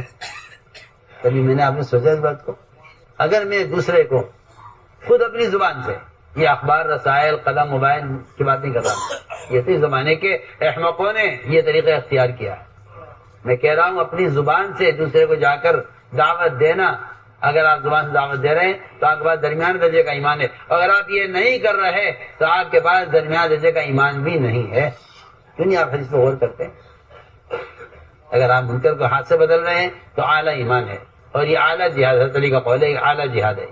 اور اگر آپ زبان سے لوگوں کو منکر سے روک رہے ہیں تو یہ آپ کا درمیانہ ایمان ہے، اور اگر آپ منکر کو دیکھ کر دل سے غمگین ہو رہے ہیں تو یہ آپ کا کمزور ترین ایمان ہے، اور اگر آپ منکر کو دیکھ کر دل سے غمگین نہیں ہو رہے تو آپ کے دل میں ایمان کا ذرہ بھی نہیں ہے۔ آپ پڑھیے حدیث، سوچا آپ نے کبھی؟ ہم تو آپ اس بات سے مطمئن ہیں کیونکہ میں مسلمان گھر میں پیدا ہوا، اس لیے میں تو ایمان والا ہوں۔ میں اور آپ مطمئن اس سے ہیں کہ میں مسلمان گھرانے پیدا ہوا ہوں، میرے باپ دادا پر دادا سب مسلمان تھے، میں بھی مسلمان ہوں۔ یہ تو کوئی کمال نہیں ہے۔ کیوں؟ اس لیے کہ اللہ نے دنیا میں کوئی جان غیر مسلم پیدا آج تک کی نہیں، نہ آئندہ کریں گے۔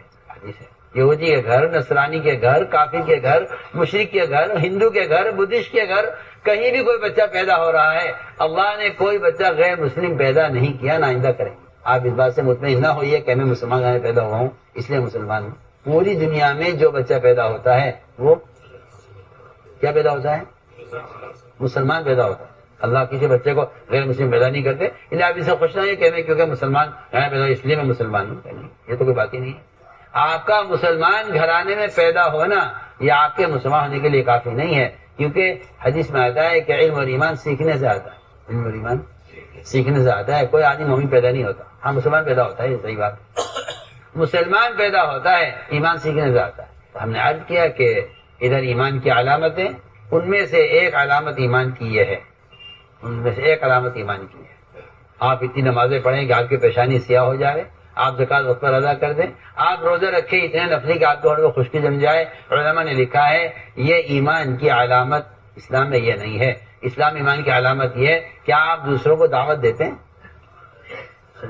آپ یہ سمجھتے ہیں چلا لگانا دین سیکھنے کے لیے، ہم کہتے ہیں نہیں، 4 مہینے ہر سال لگانا اپنے ایمان کی تکمیل کے لیے۔ آپ کا خیال غلط ہے۔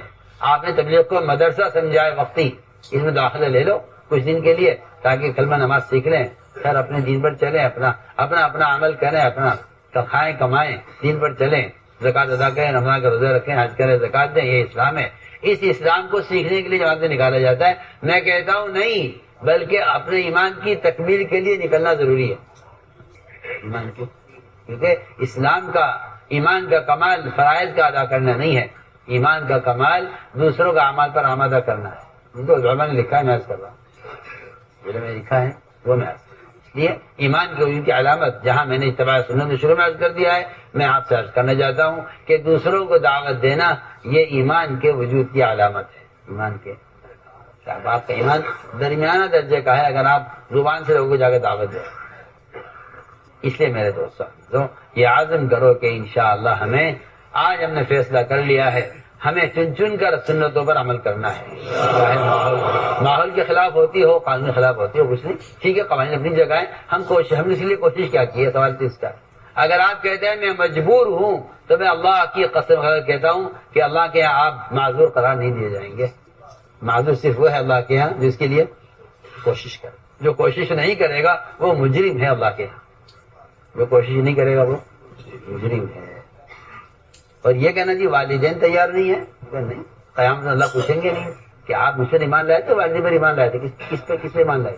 میں تو آپ سے کہہ چکا ہوں نا شروع میں کہ جو اللہ کے غیر کی بات مان رہا ہے اللہ کے مقابلے میں، اللہ کے رسول کے مقابلے میں جو اللہ کے غیر کی بات مان رہا، اس نے اللہ کے غیر کو اپنا رب بنا لیا ہے۔ میں تو آپ سے کہہ چکا ہوں نا شروع میں، آپ نکال دیجیے ذہن سے یہ کہ جہاں تک سہولت ملے وہاں تک دین کو اختیار کیا جائے۔ حضرت کہ یہ خواہش کا دین ہے، حکم کا دین نہیں ہے۔ جہاں تک آپ کو سہولت ہے وہاں تک آپ دین اختیار کریں۔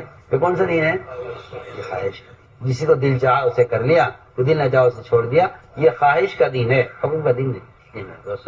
اس ایمان کی تکمیل اور اس ایمان کو ایک سطح پر رکھنے کے لیے مسلسل یہ کام ہے کہ جب تک تم معروفات پر آمادہ کرتے رہو گے، لوگوں کو منکرات سے روکتے رہو گے، تو تمہارا ایمان ترقی کرتا رہے گا۔ یہ قرآن کی آیت کا مفہوم ہے، تأمرون بالمعروف وتنہون عن المنکر وتؤمنون باللہ، کہ ایمان باللہ کے لیے 2 فریضے دیے گئے ہیں، المعروف و نہی۔ یہ مالیاسا کا ملفوظ ہے، چھپا ہوا ہے۔ ہر سال 4 مہینے اگر اس راستے میں نکلنے کو اپنا جزو زندگی نہیں بناؤ گے، ایمان کا مزہ نہیں چکھ سکتے۔ تو خامخواہ تھوڑی کہہ دیا، سمجھ میں آیا نا؟ یادیں کرو، نیتیں کرو، انشاءاللہ ہر سال 4 مہینے ہم اس کام کے لیے کو فارغ کرتے ہیں۔ ہمتیں کر کے فرما، جو علماء سال کے لیے آئے سال پیش کریں۔